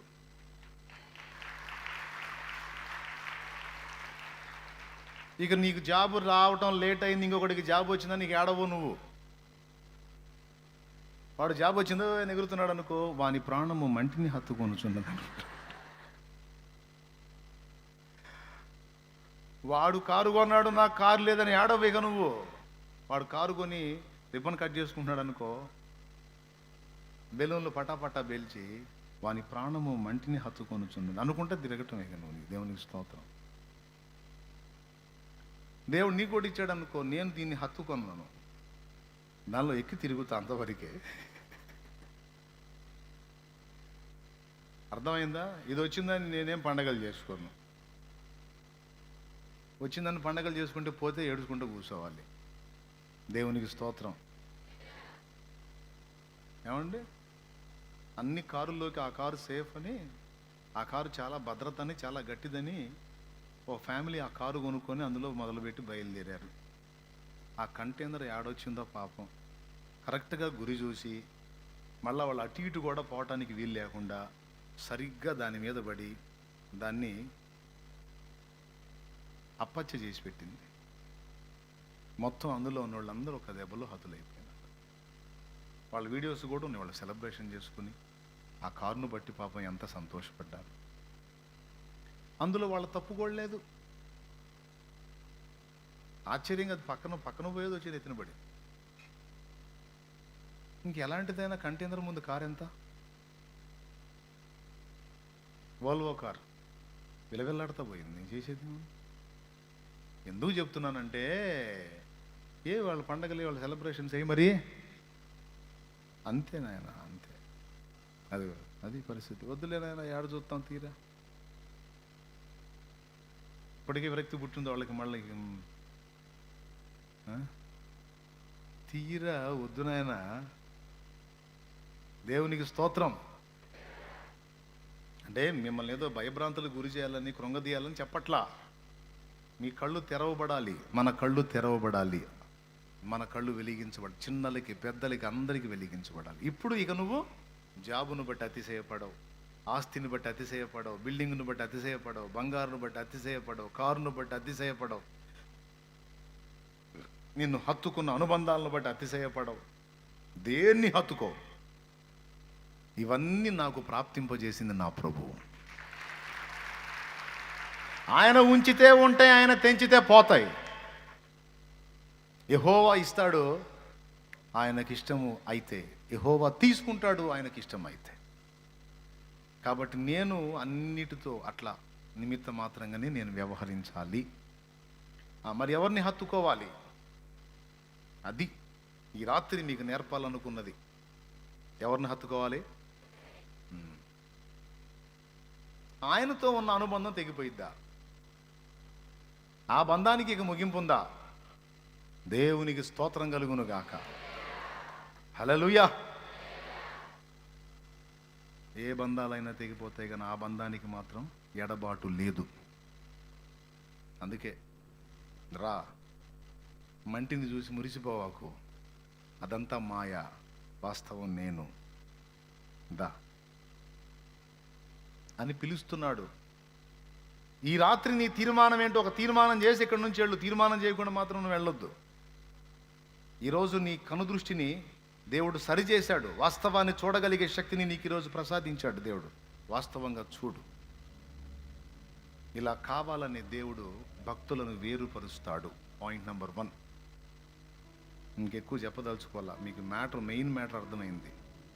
దేవుడు కావాలనే కొన్నిసార్లు కొన్ని విషయాల్లో మనకి ఎడబాట్లు కలిగిస్తాడు. ఎందుకు అంటే మనకు దృష్టి కలిగించడానికి. మంటిని హత్తుకుంటున్న మనల్ని అందు నుంచి విడిపించి మహిమాస్వరూపేకు దేవుణ్ణి హత్తుకునేటట్టు చేయడానికి కావాలని కొన్నిసార్లు కొంతమంది వ్యక్తుల నుండి, కొన్ని పరిస్థితుల నుండి మనల్ని ఒంటరిని చేస్తాడు, వేరుపరుస్తాడు. ఎందుకు వేరుపరచడం? మనకు దృష్టి కలిగించడానికి. Point number 1. Point number 2. అపోస్తలుడు, వృద్ధాపోస్తలుడు, ముసలివాడు ఆ జైల్లోనో బోయల్లోనో ఎక్కడో సువార్త చెప్పుకుంటా ఉన్నాడు. సింహాల ముందేస్తే సింహాలు చంపల, సలసల కాగుతున్న నూనెలో వేస్తే నూనె ఏం చేయలే. చివరికి జైల్లో వేస్తే జైల్లో ఉన్న వాళ్ళందరూ ఇతను ఒక నెల చేరి నెల అయిందంటే వాళ్ళందరూ మోకాళ్ళు వేసి ప్రార్థనలు చేస్తున్నారు యేసు ప్రభువుకి. ఎక్కడ జనం మధ్యలో వదిలిపెడితే వాళ్ళని మార్చి కూర్చుంటున్నాడో వాళ్ళకి మైండ్ పోతుంది. అది ఏం చెబుతున్నాడు రా, వీళ్ళందరూ ఇట్ట మారిపోతున్నారని ఆయన దెబ్బగా హడలెత్తారు. చివరికి ఏం చేశారో తెలుసా? మనుష్య సంచారమే లేని నిర్మానుష్య ప్రదేశం అనే ఒకటి ఉంది, పద్మస్ ద్వీపం. సముద్ర మధ్యలో ఉండేటువంటి ఒక ద్వీపం అది. ఆ ద్వీపంలో తీసుకెళ్ళి వదిలిపెట్టారు. ఇక్కడ చెప్పు నువ్వు ఎవడికి చెబుతావో, ఇక్కడ మార్చు నువ్వు ఎవడిని మారుస్తావో అని. ఎంత బాధ అండి. అసలు ఊరిలో నుంచి తీసుకెళ్ళి ఎడారిలో వదిలేటట్టు చేశారు. ఎంత విలవెల్లాడాడో అపోస్తలుడైన యోహాను. ఎందుకు ప్రభువా నాకు ఈ ఎడబాటు, ఎందుకు నాకు ఈ ఒంటరితనం, ఎందుకు నన్ను ఇట్లా వేరుపరిచావు నాయన? నా సహోదర క్రైస్తవుల మధ్యలో నుంచి నన్నెందుకు ప్రత్యేకపరిచావు నాయన, నన్నెందుకు వేరుపరిచావు నాయన? అయ్యో, ఇప్పుడు నేను ఎవరితో మాట్లాడాలి, నా గతి ఏమిటని దేవుని వైపు చూశాడు. అప్పుడు దేవుడు మాట్లాడాడు, యోహాను, నా సంఘమునకు అంత్యకాల సందేశము నీ ద్వారా ఇవ్వాలనుకున్నాను. నా గ్రంథములో ఆఖరి పుస్తకం నీ ద్వారా రాయించాలనుకున్నాను. అది నేను నీతో మాట్లాడి నీకు చెప్పి నీ చేత అది రాయించాలి. అది నీ ద్వారా జరగాలి. అది జరగాలంటే నీవు నాకు అందుబాటులోకి రావాలి. నువ్వు మనుషుల మధ్యలో ఉండి, వారి మధ్యలో ఉండి, వారితో ఉంటే నేను ఇవ్వదలుచుకున్న ప్రత్యక్షతలు నీవు అక్కడ అందుకోలేవు. అందుకని నీకు పరలోక సంబంధమైన ప్రత్యక్షతలు, ఇక మీదట జరగబోతున్న సంభవాలన్నిటినీ చూపించాలి.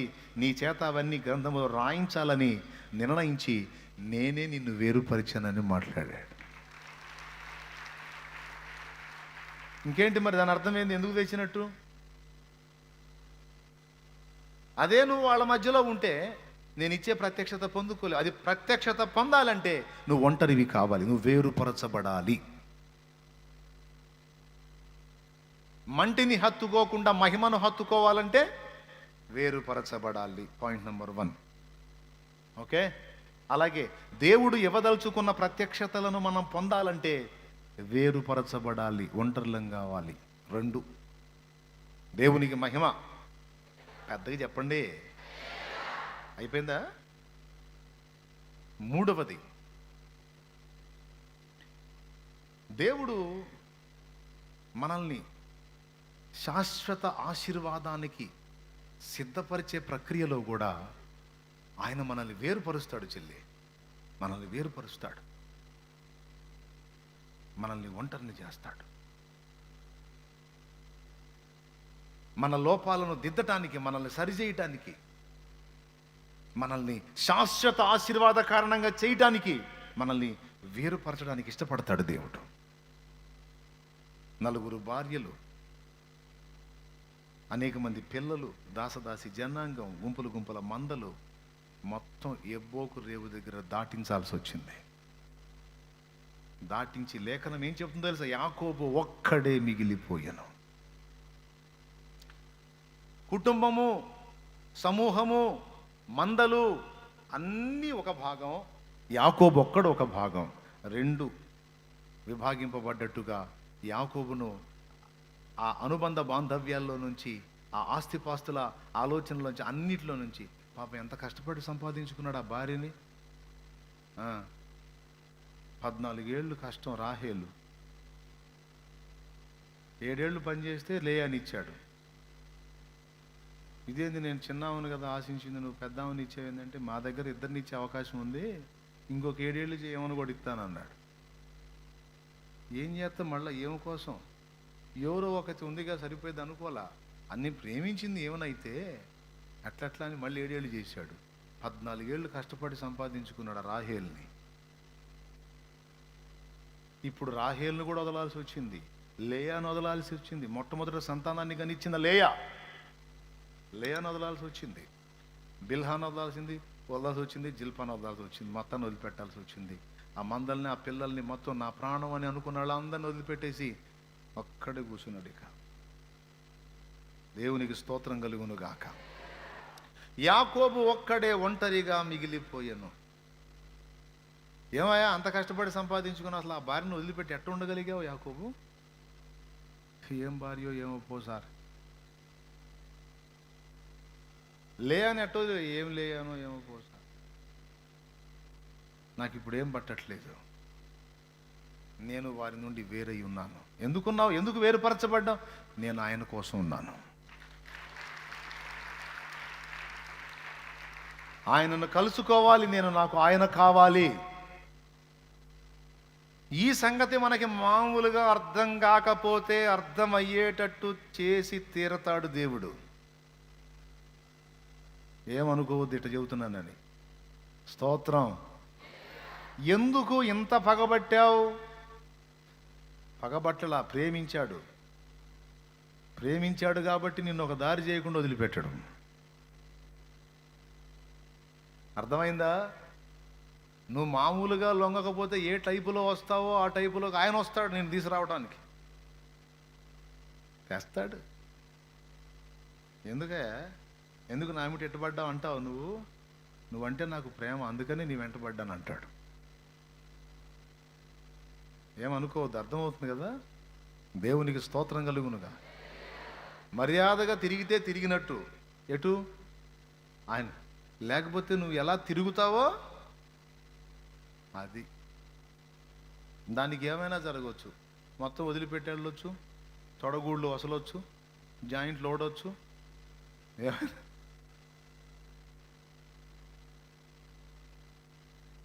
ఎప్పుడైతే యాకోబు వేరయ్యాడో వాళ్ళందరినీ వదిలేసి, ఇదిగో దేవా నాకు వాళ్ళు కాదు నువ్వు అని ఆగాడో దేవుని కోసం, ఆ రాత్రి వచ్చేసాడు. మొత్తాన్ని పంపించి ఆ రాత్రి వేళ యాకోబు ఒంటరిగా మిగిలిపోయి దేవుని అడుగుతున్నాడు, నీ కోసం ఉన్నాను రావయ్యా, నీ కోసం ఉన్నాను రా. అద్దుకు వచ్చాడు. పిల్లలు, లేయా, మందలు, పశువులు ఏం గుర్తురాలేదా? ఇప్పుడు నేను గుర్తొచ్చానా? ఇప్పుడు నేను కావాలా? పాపం దెబ్బతిన్నావు బిడ్డవి.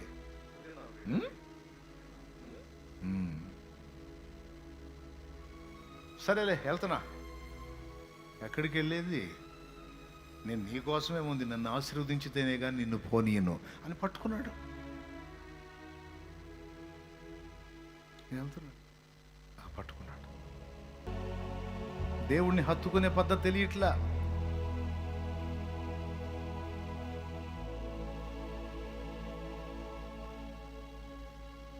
అయిపోవాలి అప్పుడే, ఇంకా తొడగుటి మీద కొట్టలా. వెళ్తున్నాడు, మళ్ళీ పట్టుకుంటాడు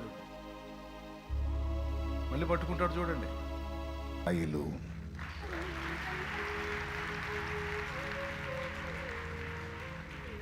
శాశ్వతమైన ఆశీర్వాదం నీకు దొరుకుతుంది. నా కోసం కాచుకున్నావు కదా, నా కోసం ఎదురు చూసావు కదా, నన్ను హత్తుకున్నావు కదా. ఓ నీ జీవితం చరితార్థం అవుతుంది, ధన్యుడు అవుతావు. తరతరాల ఆశీర్వాదాన్ని నేను నీకు ఇస్తున్నా.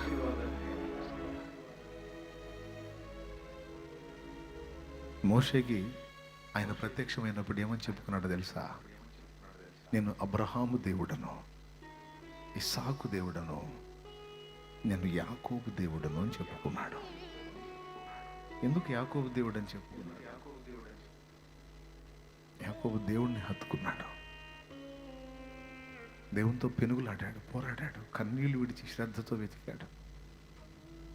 తన కలిగి ఉన్న సమస్తాన్ని వేరుపరుచుకున్నాడు. కన్నీళ్లతోనే తన జీవితం సాగింది. కానీ ఆశ్చర్యం,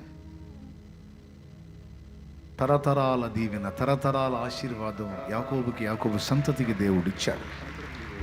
ఈరోజు ఇజ్రాయెల్ దేశంలో ఇశ్రాయేలీలుగా బతికి ఉండి తిరుగుతున్న వారు ఎవరో తెలుసా? ఆ యాకోబు సంతతే. సూర్యుడు ఉన్నంత వరకు నీ సంతతి నిలుస్తుంది. పో, దేవునికి స్తోత్రం కలుగును. చాలయ్యా, చాలు. నువ్వు చూసుకోవాలని నీ చేతికి అప్పగిస్తున్నా, నువ్వు చూసుకో. నీ చేతికి అప్పగిస్తున్నా, నువ్వు చూసుకో.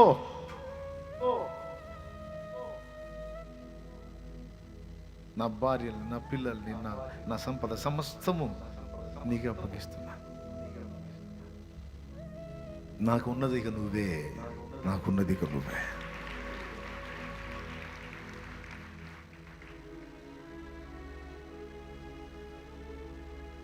జీవం కలిగిన దేవుని దగ్గరకు వచ్చినటువంటి బిడ్డలారా, ఎందుకు వేరుపరుస్తాడు దేవుడు అంటే, నిన్ను విరిచి నిన్ను ఆశీర్వాద కారణంగా చేయటానికి నిన్ను సపరేట్ చేసుకుంటాడు, ప్రత్యేకపరుచుకుంటాడు, డివైడ్ చేసుకుంటాడు. నాకెందుకు ఈ పరిస్థితి అనొద్దు. నువ్వు ఆయనను చెయ్యని నీ జీవితంలో కార్యాలు చెయ్యని, ఆయన హస్తము పని చెయ్యని.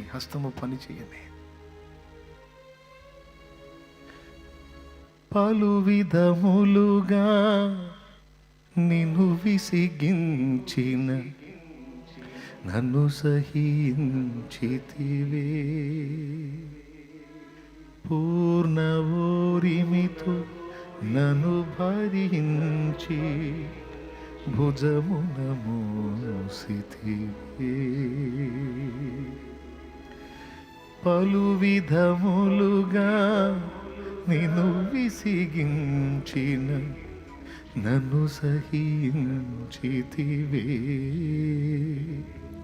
పూర్ణ ఓరిమితో నన్ను భరించి భుజమున మోసితివే. సన్నుతించెదను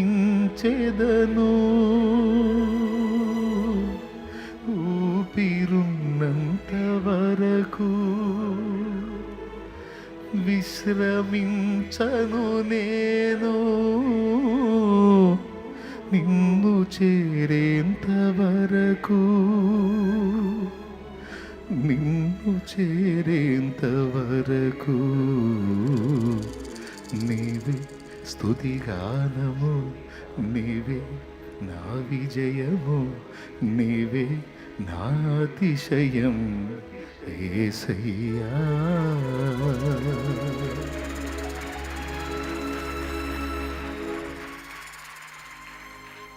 అడుగుదాం దేవుణ్ణి, నన్ను వేరుపరచు తండ్రి అని.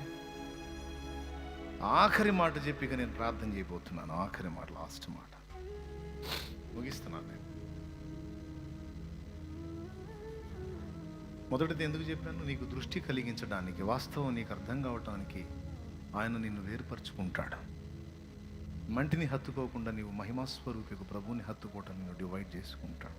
రెండవది, ప్రత్యక్షతలను నీకు అనుగ్రహించి స్పెషల్గా నిన్ను వాడుకోవడానికి, కొన్ని కార్యాలు నీ ద్వారా జరిగించడానికి. ఒకవేళ యోహాను అలా వేరుపరచబడకపోయి ఉంటే మనకు ప్రకటన ఉండేది కాదు, భవిష్యత్తు తెలిసేది కాదు.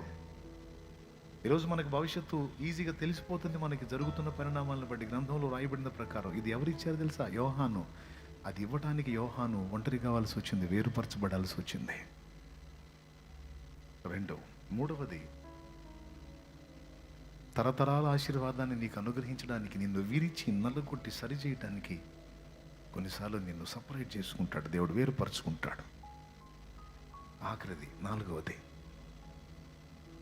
దేవుడు నిన్ను వేరు కమ్మని పిలుస్తున్నాడు. మీలో అనేక మందిని. ఎందుకు తెలుసా? లోకం మీదకి వచ్చే నాశనములో మీరు నశించకుండా ఉండటానికి. లోతు త్వరగా లేచి నీకు ఇక్కడ ఏమేముందో, ఎవరెవరున్నారో తీసుకొని ఈ ప్రాంతమును విడిచి నువ్వు వెళ్ళిపో. ఇక్కడ నుంచి వేరైపో. వీళ్ళ మధ్యలో నుంచి నువ్వు సపరేట్ అయిపో. ఎందుకో తెలుసా? నా ఉగ్రత వీరి మీదికి రాబోతుంది. ఆ ఉగ్రతలో నీవు నశించకుండా ఉండాలని నేను నీకు చెప్తున్నాను. నువ్వు ప్రత్యేకించబడవు, నువ్వు వేరుగా వెళ్ళిపో. పేతురు అంటున్నాడు, మూర్ఖులకు ఈ తరము వారికి వేరై రక్షణ పొందండి అని. దేవుడు మనల్ని వేరుకమ్మని పిలుస్తున్నాడు. పాప సంబంధమైన లోకము, దాని ఆశ గతించబోతుంది. దేవుని మహోగ్రత పెళ్ళున లోకం మీదికి దిగబోతుంది. ఆ ఉగ్రతలో నీవు నశించకుండా పరిశుద్ధులతో కలిసి నువ్వు ఎత్తబడాలంటే దేవుడు అనుగ్రహించే ఆ నిత్య జీవం, ఆ మహిమ ప్రపంచం, ఆ మహిమ కలిగిన లోకం, శాశ్వతమైన లోకం, నిజమైన లోకం, వాస్తవమైన లోకం, మరణము లేని లోకం, ఏడుపు లేని లోకం, ఆ లోకంలో నువ్వు ప్రవేశించాలంటే గత్యంతరం లేదు. ఈ లోకం నుంచి నువ్వు వేరుపరచబడాలి. పాపులలో నుంచి నువ్వు ప్రత్యేకించబడాలి. మూర్ఖులకు ఈ తరము వారికి వేరై నువ్వు రక్షణ పొందాలి. మారు మనసు పొంది పాప క్షమాపణ నిమిత్తమై బాప్తిస్మం పొంది నువ్వు ప్రత్యేకించబడాలి, పరిశుద్ధపరచబడాలి. నువ్వు దేవునికి చెందిన వాడివి, చెందిన దానివి కావాలి. చేతులు జాచి పిలుస్తున్నాడు, రా, లోకాన్ని విడిచి నా దగ్గరకు రా, నా రక్తంతో నిన్ను కడిగి పరిశుద్ధపరుస్తాను అని నా ప్రభు పిలుస్తున్నాడు. నా రక్తంతో నిన్ను కడిగి పరిశుద్ధపరుస్తాను అని నా ప్రభు పిలుస్తున్నాడు. ఈ పిలుపు ఇక్కడ కూర్చున్న వాళ్ళలో ఎవరికైనా వినబడితే, అన్న నేను మారు మనసు పొంది బాప్తిస్మం పొంది మూర్ఖులకు ఈ తరము వారికి వేరే రక్షణ పొందాలని నాకుందన్నా. నేను బాప్తిస్మం పొందగోరుతున్నాను. నేను దేవుణ్ణి హత్తుకొనగోరుతున్నాను. నేను దేవునికి చెందిన వాడిని, చెందిన దాన్ని కావాలనుకుంటున్నాను. ఇది మొదలుకొని నా జీవితాన్ని నేను ప్రభుతో నడవాలని నేను డిసైడ్ అయిపోయానన్నా అని మీలో ఎవరైనా తీర్మానించుకుంటే మీ కుడి చేతిని ఎత్తి చూపించండి. మీ బాప్తిస్మం కోసం నేను ప్రార్థన చేస్తాను. నేను నిర్ణయించుకున్నాను, ఆయన రక్తంలో కడగబడి పరిశుద్ధపరచబడి నేను ఇది మొదలుకొని ఆయనను అనుసరించాలని, ఆయన్ని హత్తుకోవాలని ఇష్టపడుతున్నాను అన్నాడు. మీ కుడి చేతిని చూపించాలి. చేతులు ఎత్తినటువంటి బిడ్డల కోసం దేవునికి అప్పచెప్పి ప్రార్థన చేద్దాం. తలలు వంచి కళ్ళు మూసి ప్రభువా నీకు స్తోత్రం అంటూ చేతులు ఎత్తిన వాళ్ళు ఒకసారి అలా లేచి నిలబడతారా? మీకోసం ప్రార్థన చేస్తాను. పర్వాలేదు, నిలబడండి. మీరున్న చోటే నిలబడండి త్వరగా. ఎవరైతే తీర్మానించుకున్నారో రక్షణ కోసం, ఎవరైతే ప్రభు రక్తంలో కడగబడాలని కోరుకుంటారు, నిత్యము అంటే అగ్నిగుండం నుంచి తప్పించుకొని నిత్య జీవానికి చేరాలనుకుంటున్నారో పైకి లేచి నిలబడండి. మీ బాప్తిస్మ అనుభవం కోసం ప్రార్థన చేస్తాను.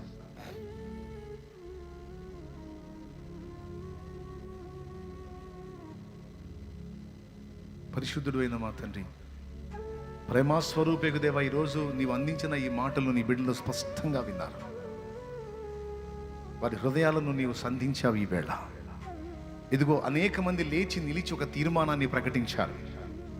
మాకు యేసు కావాలి, మాకు యేసు కావాలి. మేము ఆయనను హత్తుకుంటున్నాం. మేము ఆయన రక్తములో కడగబడి పరిశుద్ధపరచబడి ఆయన రాజ్య వారసులం కావాలి, వారసురాండ్రము కావాలి. ఇదిగో నిలిచి ఉన్నారు ప్రభు. ఈ బిడ్డలందరినీ నీ రక్తముతో కడిగి పరిశుద్ధపరిచి పవిత్రపరిచి నూతనపరచు. ఈ ఆత్మలను నీ చేతికి అప్పగిస్తున్నాను. నిత్య జీవానికి వారసులుగా చెయ్యి. నీతిమంతుల గ్రంథములో వారి పేరు లిఖించు. నిత్య జీవానికి వారసులుగా చెయ్యి. సాతాను శోధనల వారి మీద నుండి తొలగించు. దురాత్మల క్రియలు వారి మీద లయమైపోవాలి, పని చేయకూడదు. నీ కృపా కాపుదల బిడలకు దయచేసి ఆశీర్వదించి వారి తీర్మానాన్ని స్థిరపరచమని యేసు ప్రశస్త నామములో ప్రార్థించి వేడుచున్నాము తండ్రి. ఆమేన్, ఆమేన్. కూర్చుందాం.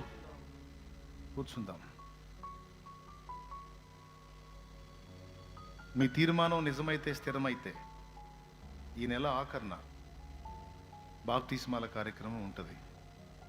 ఏ తారీఖున? 29 బుధవారం ఉదయం 10 గంటలకి మీరు రాగలిగితే ఆ రోజు బాప్తిస్మాల కార్యక్రమం ఉంటుంది. తప్పకుండా వచ్చి కలిసి ఉపదేశం విని బాప్తిస్మం పొందొచ్చు. ఈలోపు ఇంకా మరికొన్ని సంగతులు, దేవుని సంగతులు తెలుసుకొని, మిమ్మల్ని ఎవరైతే ఇక్కడ దాకా నడిపించారో వారిని ఇంకా అడిగి తెలుసుకొని కొంచెం బలపడండి. నా తండ్రి చిత్తమైతే 29న బాప్తిస్మ కార్యక్రమంలో తప్పకుండా బాప్తిస్మం పొందుదురు కానీ. దేవునికి స్తోత్రం కలుగును గాక. ఉపదేశం విన్న వాళ్ళందరూ ఏం తీర్మానం చేశారు? మంటినా ప్రభునా? ఎవరిని హత్తుకోవాలి? మిగిలిన ఈ అనుబంధ బాంధవ్యాలు లేకపోతే భూ సంబంధమైన వాటి విషయంలో మన అభిప్రాయాలు ఏంటి? ఏమై ఉండాలి? అన్నిటి విషయమై మితముగా ఉందాం, అమితంగా దేవుడితో ఉందాం, దేవుణ్ణి కోరుకుందాం. మోసం చేసుకోవద్దు మనల్ని మనం. కానీ ఈ మట్టికున్న శక్తి ఏంటో తెలుసా? లాగుతుంటుంది. ఇది నిజమని భ్రమ పుట్టించిద్ది, ఇది స్థిరమని మాయ చేసిద్ది, ఇది వాస్తవమని మోసపుచ్చిద్ది. తెలుసు మీకు ఆ సంగతి. కానీ ఆ మోసంలో పడొద్దు. వాస్తవాన్ని కళ్ళారా చూడండి, వాస్తవంలోనికి రండి, దృష్టి నిమ్మని దేవుణ్ణి వేడుకోండి, నిదానించి దేవుణ్ణే హత్తుకోండి. ఆయన్ని చూచి, నిదానించి చూచి అంటే తేరి చూచి ఆయన మీదే మనసు నిలబండి, ఆయన్నే హత్తుకోండి. ఇప్పటికే మీలో కొంతమంది కొన్ని అనుభవాలు, చేదైన అనుభవాలు చూస్తున్నారు. మీకైతే ఇంకా క్లియర్గా అర్థమైంది నేను చెప్పిన ఈ విషయం. అందరికీ గ్రహింపు కలిగిందని నేను అనుకుంటున్నాను. చెప్పండి, వేరుపరచబడకపోతే మనకి దృష్టి కలగాలంటే మనల్ని దేవుడు రైట్ ప్రత్యక్షత కలగాలంటే తరాలకు ఆశీర్వాదకరంగా చేయాలంటే మనల్ని కూడా దీవించాలంటే విరవబడినట్లు మనల్ని ఆయన రైట్. అలాగే మనం రక్షణ పొందాలంటే కూడా వేరుపరచబడాలి. ఈ 4 సంగతులు మీ హృదయంలో భద్రం చేసుకొని మీరు కూడా దేవునికి కనెక్ట్ అవ్వండి. మాయలను నమ్మి భ్రమపడకండి, మోసపోకండి. ఓకేనా? రైట్. దేవుడు మన కళ్ళు వెలిగించును గాక. అలాగా ఒక్కసారి అలాగా లేచి నిలబడండి. చివర్లో ఒక మాట చెప్తాను. ఇప్పుడు ఇటు నుంచి ఇటే అడవుల్లోకి పొమ్మని చెప్పట్లా నేను. దేవునికి స్తోత్రం కలుగును గాక. ఇటు నుంచి ఇటు నల్లమల అడవుల్లోకో లేకపోతే దండకారణ్యంలోకో పొమ్మని చెప్పట్లా నేను. అంటే అర్థం ఏంటి? ఏదో కలిసి పొమ్మని చెప్పట్లా నేను. అందరితో ఉండండి కానీ మితంగా. ఇంకొకటి కూడా చెప్తున్నా, ఎదురవుతున్న పరిస్థితులను బట్టి టెన్షన్ పడకండి. ఎందుకంటే ప్రభువుకు తెలియకుండా ఏది జరగదు. ఆయన తెలిసి అనుమతించాడు అంటే తప్పనిసరిగా నీ పట్ల ఏదో గొప్ప కార్యాన్ని చేయబోతున్నాడు. సింపుల్గా ఒక్క ముక్కలో చెప్పాలంటే 2 అంతలుగా నిన్ను దీవిస్తాడు. నేను చెప్పినట్లు నువ్వు ఏబులాగా దేవునికి కనెక్ట్ అయ్యావు అనుకో, 2 అంతలు కాదు 20 అంతలు దీవించినా లెక్క చేయవిగా నువ్వు. ఎన్ని ఆశీర్వాదాలు వచ్చినా సరే నీ మైండ్ అటే లాగిద్ది దేవునికి వెళ్ళే, కానీ ఇక ఆశీర్వాదాలు నిన్ను లాగవు. కానీ ఇవన్నీ జరగకముందు ఏబుని ఆశీర్వాదాలు ఆకర్షించినాయి. అవి ఎక్కడ పోగొట్టుకుంటానో అని టెన్షన్ పడ్డాడు. చివరకు జరగాల్సింది జరిగింది. కనువిప్పు కలిగిన తర్వాత దేవుడు 2 అంతలుగా ఇచ్చాడు. కానీ ఇక వాటి మీద మనసు లేదు యోబుకి. ఇక వాటి మీద మనసు పెట్టలా. అలాగే నీకు ఇస్తాడు. Don't worry. దేనికోసం వెంపర్లాడుతున్నావో, దేనికోసం పరిగెత్తుతున్నావో, దేనికోసం తప్పిస్తున్నావో అది ఆడిచ్చిద్ది నిన్ను. నువ్వు పరిగెత్తే కొద్ది ఆడిచ్చిద్ది ఈ లోకం. అర్థమైందా? దాన్ని వెంటబడి పరిగెత్తుతా ఉంటే అది ఏం చేసిద్ది? ఆడిచ్చిద్ది. నువ్వేం చేయాలి? దేవుడిని వీపు వెనక పెట్టుకొని ఆ లోకం వెంట పరిగెత్తాలా? నువ్వు చేయాల్సింది అది కాదు. లోకాన్ని ఇదిలిచే హెబా నాకు నా దేవుడు చాలనుకో. నేను కూడా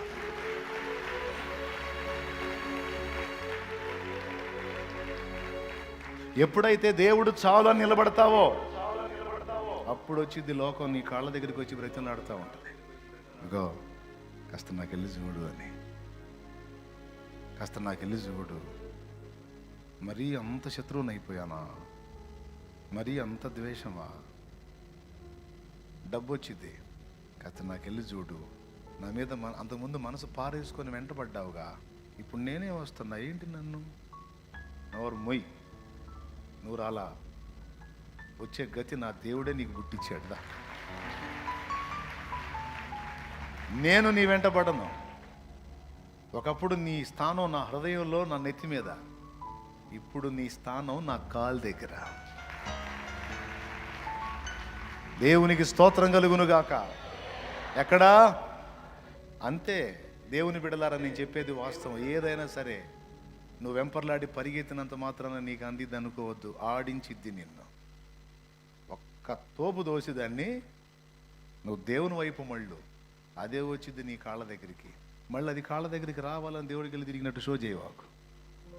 కొంత ముదుర్లు మరి ఏం చేద్దాం, జనాలు జెన్యూన్గా ఉండాలి. మనం ఏం చేసినా హార్ట్ఫుల్గా తిరగాలి దేవునికి వెళ్ళి. అది నీ వెంట పడకపోతే అప్పుడు అడుగు. నువ్వు పరిగెత్తినంత సేపు సీతాకోక చిలకను పట్టుకుంటే పిల్లలు పరిగెత్తుంటారే, ఈ కొమ్మ మీద నుంచి ఆ అది వాళ్ళతో తిరుగుతూ ఉంటుంది, వాడికి చెక్కదో పాడలే. అలాగే ఈ లోకంలోని ఆకర్షణలో సీతాకోక చిలకల్లాగా నీ ముందు ఎగురుతా ఆకర్షిస్తాయి. ఆకర్షణలకు పరిగెత్తావు అనుకో, చివరికి పోయే ముళ్ళ కంపల్లోనో పడతావు, ఎక్కడో చిక్కుకుంటావు. దేవుడే నిన్ను ఆకర్షించాలి. ఓకే, దేవునికి స్తోత్రం. దేవుణ్ణి హత్తుకుంటే నీ బాధ్యతలు నెరవేర్చడానికి కావలసిన కృప నీకు ఇస్తాడు. నువ్వు చేయాలనుకున్న కార్యాలు నెరవేర్చడానికి కావలసిన శక్తి నీకు ఇస్తాడు, కావలసిన సమృద్ధి నీకు ఇస్తాడు, కావలసిన ఆశీర్వాదాన్ని నీకు ఇస్తాడు. ఏందిరా నీ గోల్ అంటాడు, నాకు ఫలానాది అదేదో సమస్య తగలబడింది, వేనం పోయిది పో అంటాడు, పోయిద్ది అది. ఇక దాని గురించి నువ్వు జుట్టు పీక్కోవాల్సిన అవసరం కూడా లేదు. ఆ ఒక్కటి వైనం చేయవా, ఈ ఒక్కటి వైనం, అంతే వైనం అయిపోతాయి అంతే. ఎందుకంటే ఈ లోకం మొత్తం కలిసి దేవుడిని నీకు తెచ్చివ్వదు, కానీ దేవుడు ఒక్కడు నీకు తోడై ఉంటే, ఒక్కడు నీ పక్షాన్ని ఉంటే ఈ లోకం మొత్తాన్ని తెచ్చి ఆయన నీ కాలు కింద పెట్టగలుగుతాడు. ఆ శక్తి ఆయనకుంది. ఏమంటారు? ఎంతమంది ఒప్పుకుంటారు? కాబట్టి ఎవరు ఇప్పుడు మనకి? దేవునికి స్తోత్రం కలుగును గాక. విశ్వాసం ఉంది కదా, ధైర్యం ఉంది కదా, పిరిగితనం లేదు కదా, అనుమానం లేదు కదా. ఎటు పరిగెత్తుదాం? వీపు దేనికి చూపిద్దాం? లోకానిగా. ముఖం ఎటు తిప్పుదాం? ఇప్పటిదాకా ఎటు పరిగెత్తాం? అబ్బా ఈ ముఖ చిన్నగా చెప్పారా? దేవుని స్తోత్రం.